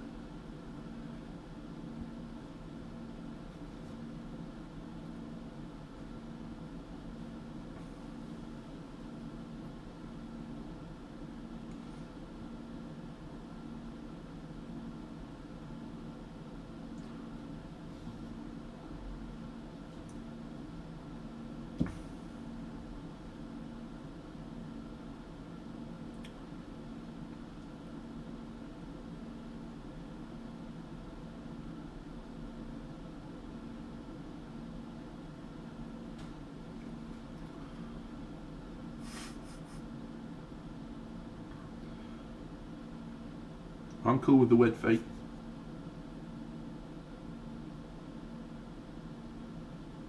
The wet feet doesn't bother me. The shit beard, that's what gets me.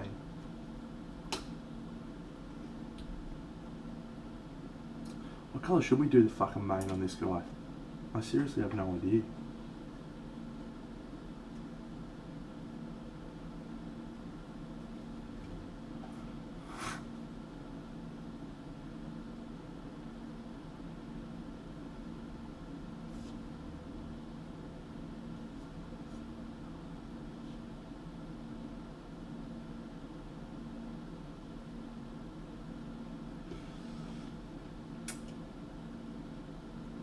Yep, and just to respond to that comment about the judging stream, I am indeed a visionary, you are correct. One of the greatest minds miniature painting has ever known. And I hope to continue being a tremendous human being. As time goes by.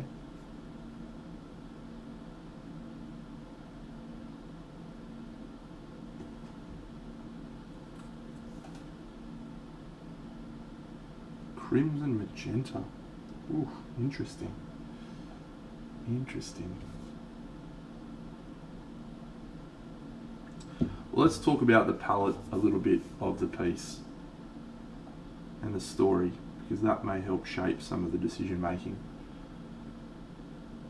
So, in my head, the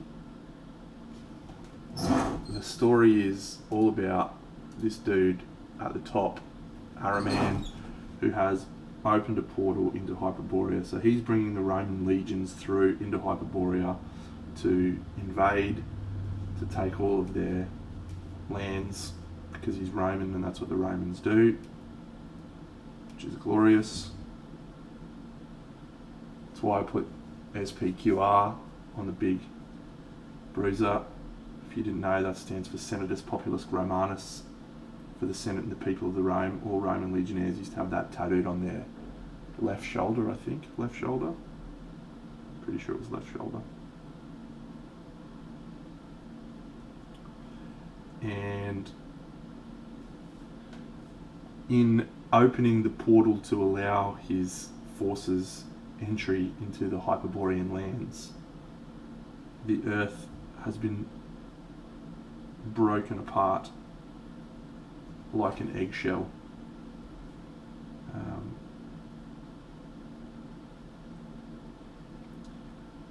Cracking the lava, bringing lava up and basically causing an earthquake and separating those two sides of the thing. So this is the reason we're in a snow environment and there is lava. Makes no sense, right? But there's going to be snow on all of the outer extremities of the base, but towards the lava the snow's going to melt and be melted. So in theory, what people should read into it is that the ground's just cracked open and the lava's like just the extreme heat's melted the snow around it almost instantly. So whether or not that story comes across, that's part of the challenge, and we'll eventually get there. But I wanted to have a very clear colour palette for both sides of the story. So we've got the Romans and we've got the Hyperboreans. So the Hyperboreans are just from that wintry cold snow place, so they'll be very cold colours, very natural tones. Hopefully should be quite harmonious with the base, but all of the Romans should be like vibrant reds and golds. So there'll be this contrast between the cold and the warm, which is the base as well as the figures. So all of the Romans will be warm colours, you know, super bright, vibrant yellows, golds, oranges. Whereas the Hyperboreans are colder colours, natural colours. Yeah. So that's the premise. Now, there's a number of issues, which is, and this is what I'm staring into at the moment, is creating a sense of cohesion as a story when you've got these two really like contrasting palettes. You know, the Hyperboreans and the Romans are basically at opposite ends of the spectrum in terms of colours, so that's a challenge. We've also got the lava and working out exactly how much that should impact the other elements, which it obviously needs to, but I don't want it to be overwhelming. Just integrating it all together. It's a lot. Well, I can probably do that, you know, because Bucks and I are about to start a smaller diorama. It's not on this scale, which I can probably do. It's a matter of pulling the camera back far enough so you can see what I'm doing.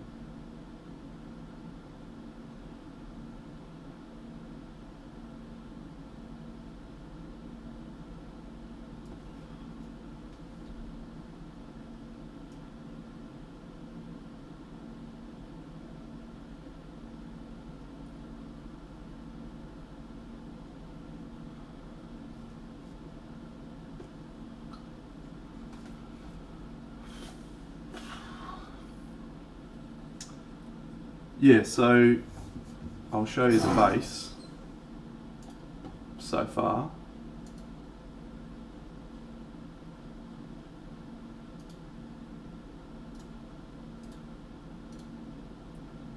This is just the boring base without the models on it.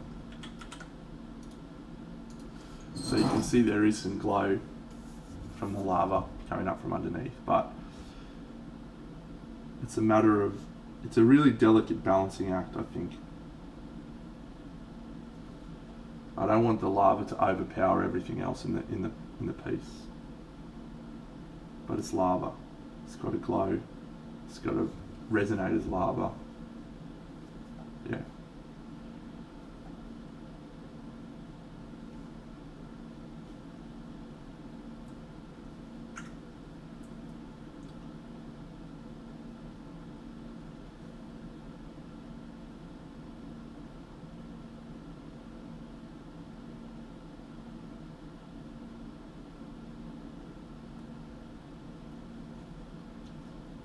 Got feeling somebody's watching me.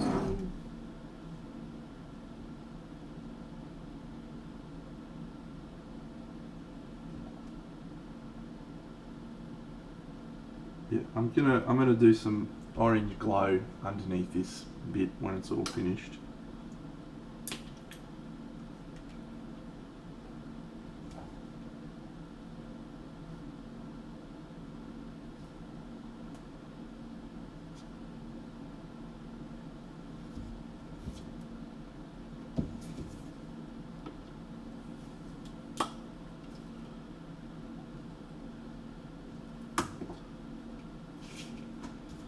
I think it'll work. Like I'm feeling pretty confident that we're going to be able to make it all work, but it's just going to take some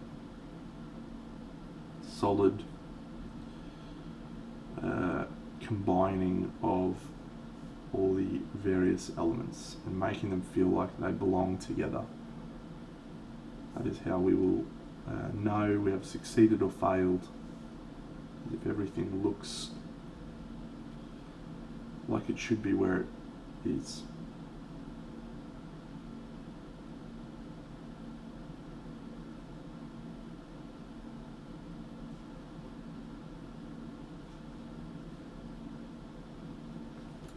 Yeah, I'm a bit perplexed on this main. I think we'll go dark red. I think a really dark, deep crimson red is the go. So let's do that this way. Chalice red from Nocturna will be my starting colour, which is a purpley red. Yeah, the idea's still percolating. I'm waiting for the models to arrive first of all, and once I get those, I can start building them, getting an idea of how big they are, working out how big I want the diorama to be. I have been researching how to put together circuits and stuff so that I can light it all up. I've got some LEDs on order, some LED strips on order, so we'll get there eventually. There's two things I need to sort out. The first is a 3D printer, because I think I need to. I did see the teasers and more.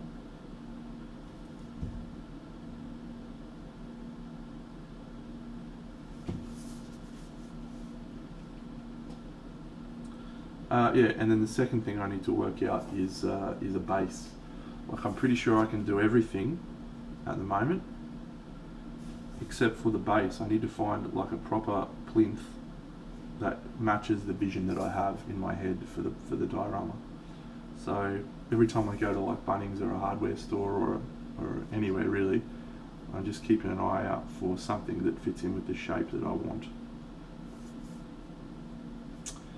All of the Nico Galaxy models released to date is what will be on the diorama.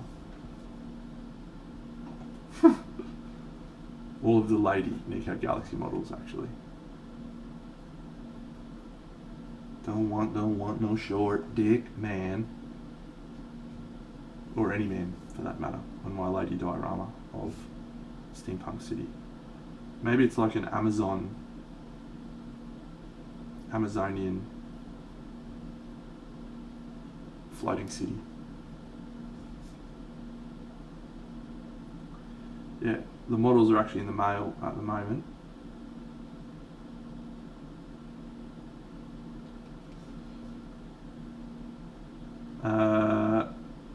No, hang on, Nancy. Have I already painted her? I think I already painted her. Minus the ones I have already painted. Most of the chicks in that range are very passive. Like they're just hanging out in a city, and that's the vibe I want. I don't want it to be fighty, shooting guns, angry chicks. Yeah, I have done Nancy. I did Nancy with the big gun.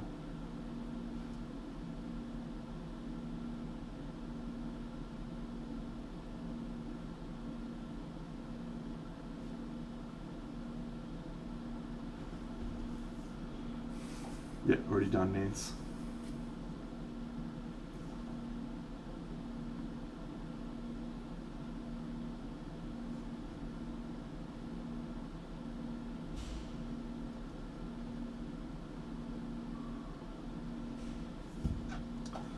Alright, last call for feedback today. I am going to have a little bit early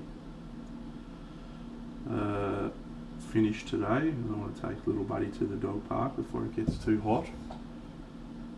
Yes, that's a good shout. I found a 3D sculpt of Jinx sitting on a throne, which I very much would like to purchase and paint.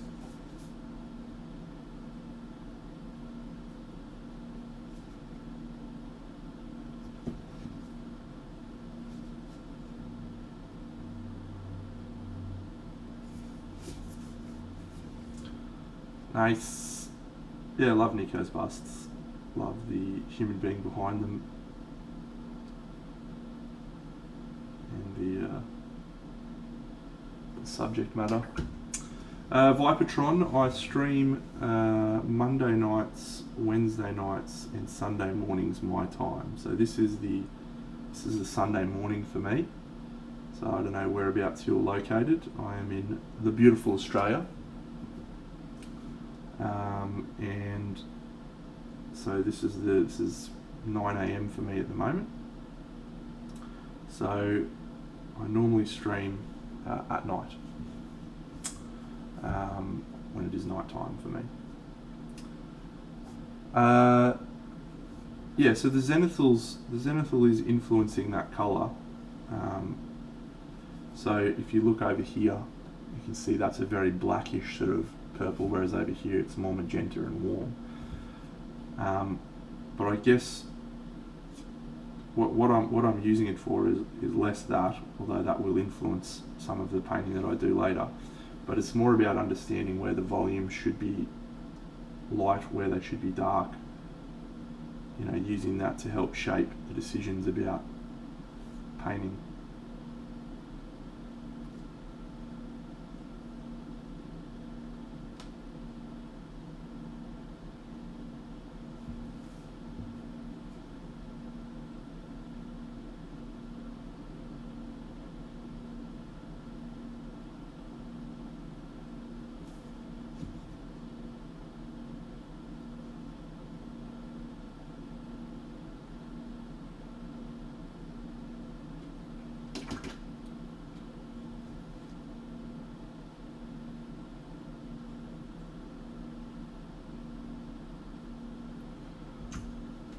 Alright, that's not too bad.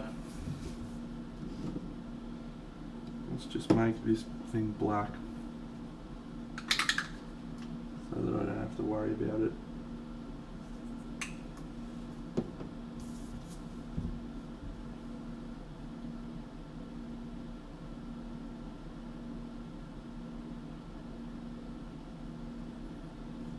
That's just one colour, my friend. Yeah. That was all just one colour. Sometimes I do wet blend. I don't feel like I want to wet blend on that area because I don't think it's a focal point. I'm not going to have a whole heap of value in there. It's going to just be mostly dark magenta, dark purple, red.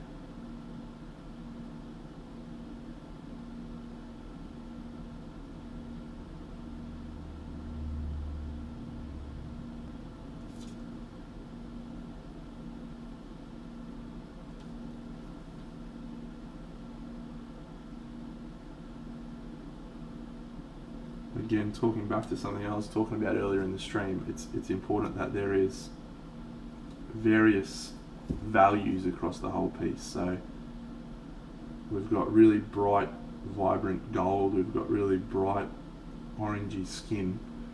There needs to be some dark elements or you don't get the real impact of those areas that I have done. So we're going to have this be dark, we're going to have this be dark, have the black bit be dark, and then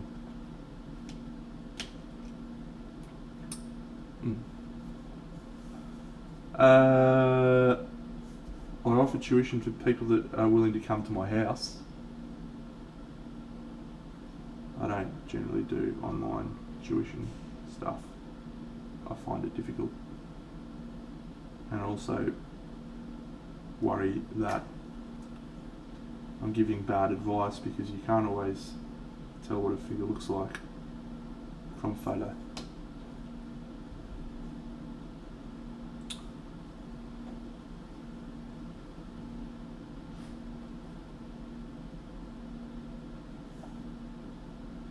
And the more questions the better, mate.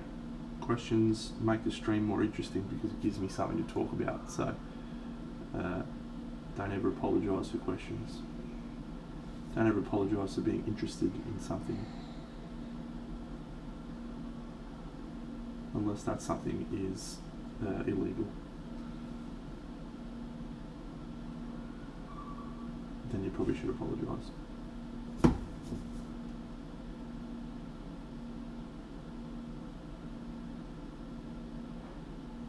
I do have a hairdryer. I just got a little buddy down here and he doesn't like the hairdryer. Sometimes gets a bit nervous. So I'm just doing a little bit of bouncing.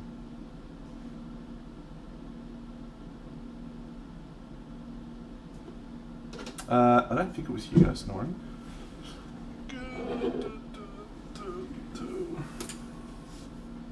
Hey, sweet boy.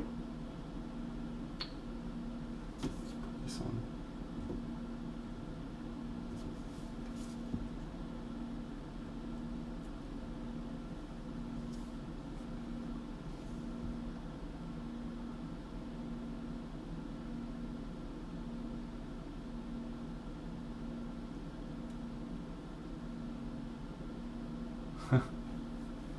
Hugo's usually like bark, bark, bark.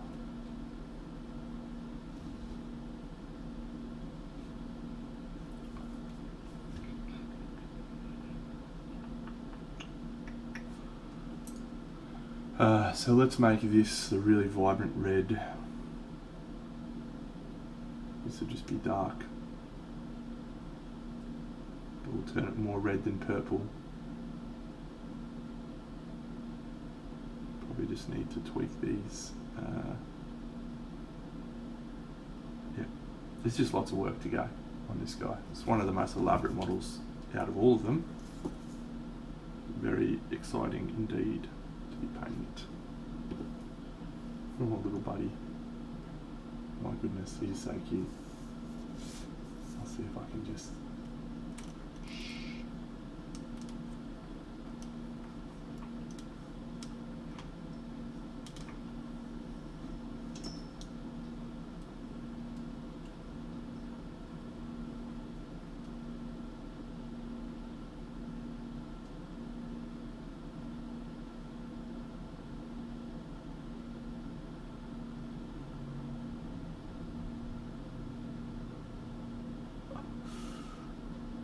Little guy. Got a little pillow there for him.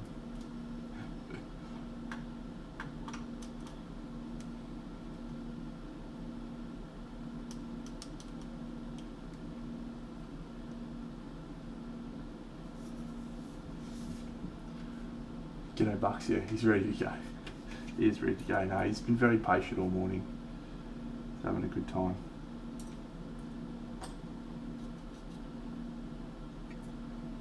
Hello there, Andrew.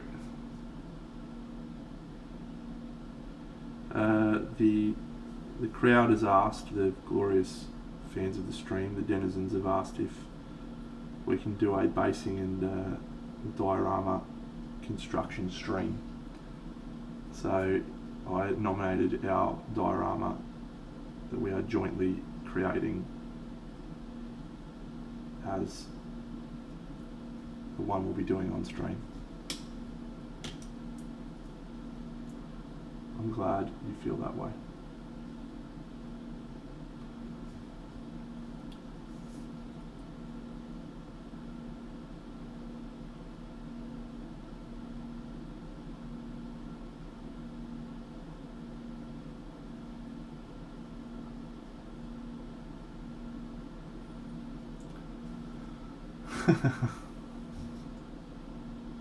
You missed it, mate. We already talked about it. But I'm ready. I'm ready for Arcane. Ready to paint something from Arcane. Ready to paint a Jinx or something. Okay, let's go.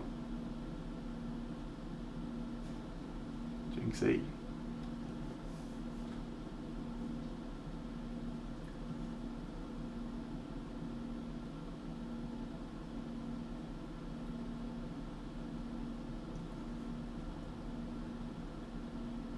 He's been such a patient boy this morning.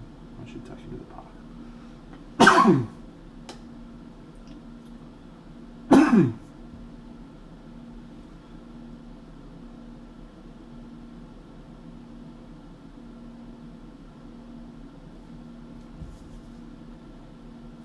Yeah, Bucks wasn't even out of bed at that time. Oh, stretchy.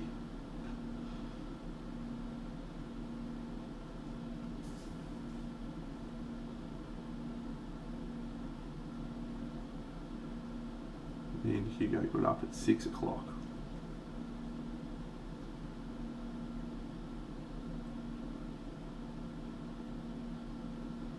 We had a nice time, didn't we, bud? Yeah, we did. We did, you're right. This exposure is rubbish.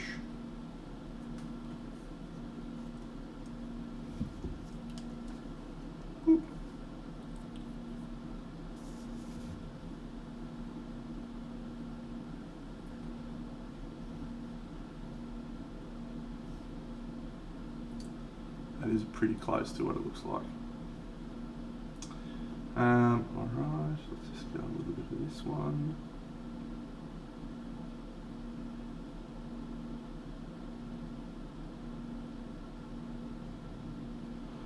Aha, Cloverkin. Thank you for the raid. What a legend.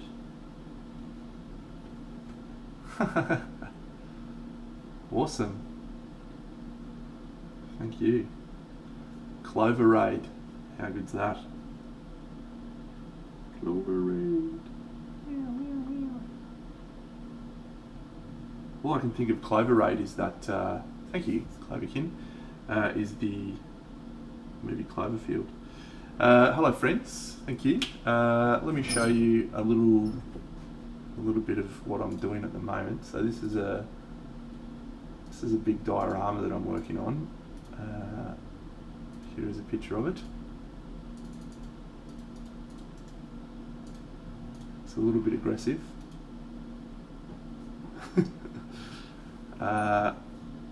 So I'm doing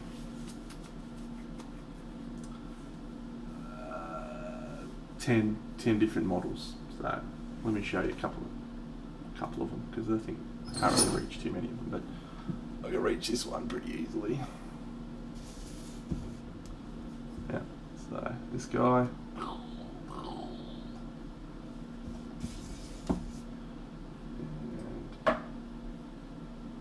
And this guy. Yeah, it's a very elaborate, outrageous piece, and I'm doing. There is some airbrush, yes, but I don't generally use the airbrush first. I'm normally using the airbrush afterwards to do some smoothing and make things more interesting. I don't use a lot of airbrush to begin with.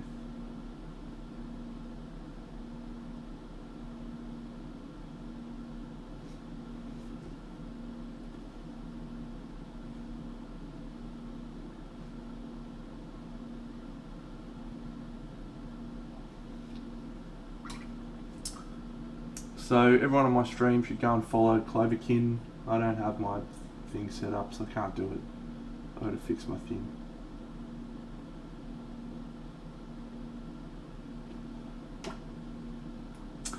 Exactly, yes. I'm glad that's come across. That was exactly what I'm trying to work with, is a very a story of two different sides of the diorama, the Romans, which are all really warm colours, lots of yellow, oranges, and then alongside that we have a lot of cold environment, cold colours on the other ones, and then you have even the ground is supposed to have that as well. It is hard. I don't know that I've quite landed it yet. We'll keep chipping away.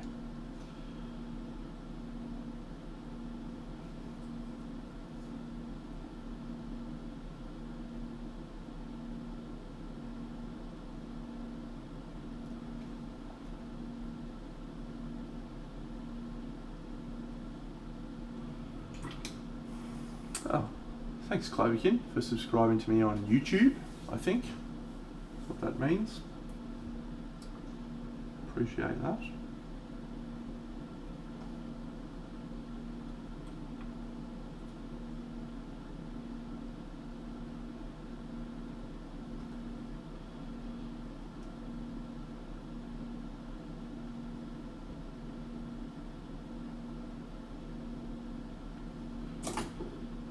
Yeah, the paint dries pretty quickly.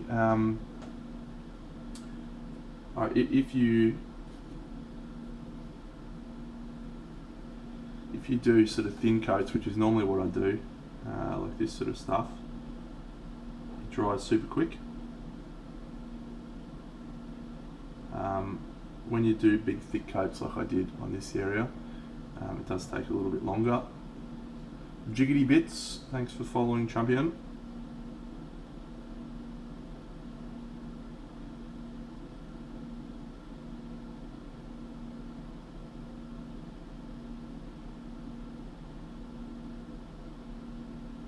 Alright, so I'm going to finish up with a little bit of airbrushing. Thank you. Awesome. Go eat some food, you champion. Appreciate the raid.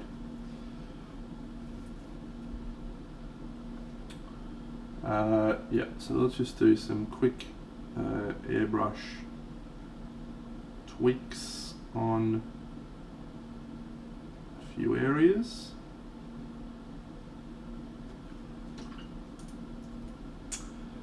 I did a little bit of it before, so yes is kind of the answer to your question, but not always.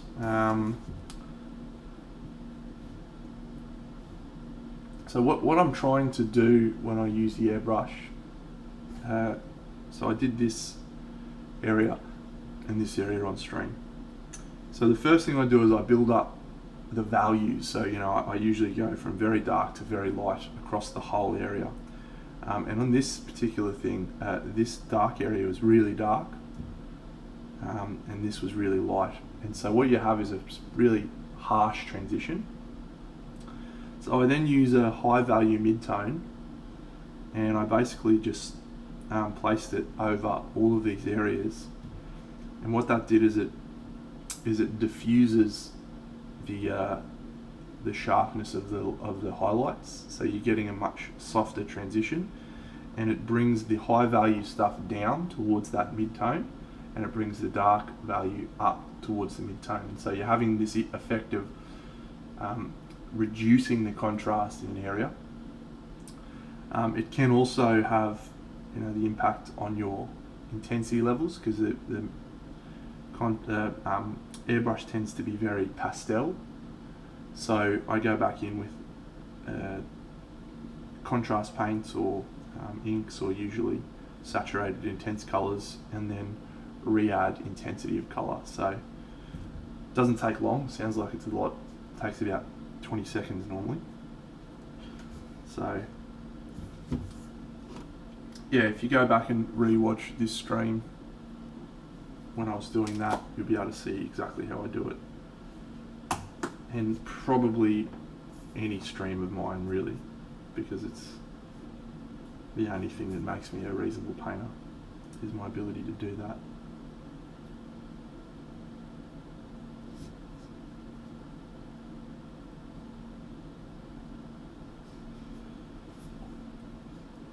So I'm adding some warm tones into the metals for the same reason as we previously discussed.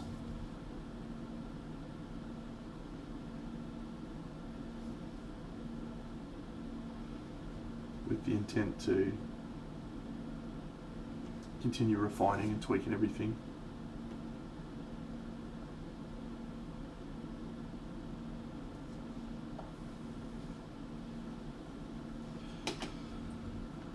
Alright, yeah, so no, actually I don't think I will do any airbrush yet. What I wanted to do was add some of the orange glow from the lava underneath, but I think I'll do that another time. Yes, but when you get pretty confident with an airbrush, you can do a lot of things. Like you can paint a whole area with an airbrush, which I've done on some of these figures. You can just use it to add nuance. Like you don't have to just saturate the whole area. You can add little tones and little tweaks. yeah, sometimes you may find the whole area is too vibrant, so you can kill it with some greys. You know, it's a really good tool to be able to use. So I like it. Friends, I'm going to take my little buddy down to the park for a quick throw of the ball. He didn't blink then, so maybe he's a bit tired.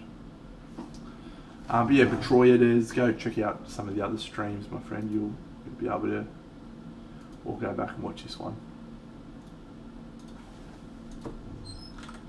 Let's go find someone we can raid. Thanks for the raid. We are raiding on because I'm also hungry. Yeah, we're going to have a great time at the park. We have a great time here, little buddy. Who can we raid? I love Sunday morning raids because there are always people I don't really see that much. Numbers are still climbing. Let's go, Custodies. What's this guy doing? I do like going for the small people. Frozen Scarecrow, painting a very angry child.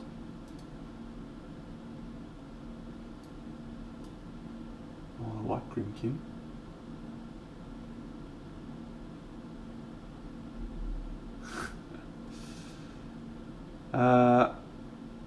This is a great quote.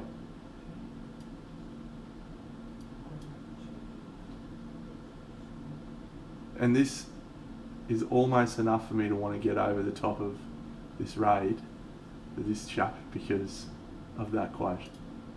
I love it. It's your 1080p. Talk louder, friend. I can't hear you. It's a fucking terrible, terrible picture quality. Let's go. Let's go, Frozen Scarecrow. There's literally one person watching. Let's make that a few more.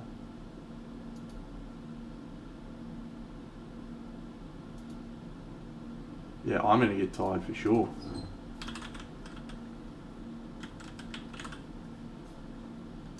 Okay, let's go. Have a great Saturday weekend, friends. Look forward to catching you all tomorrow night, Party Monday. It's going to be a great time. Okay, let's go, Ray.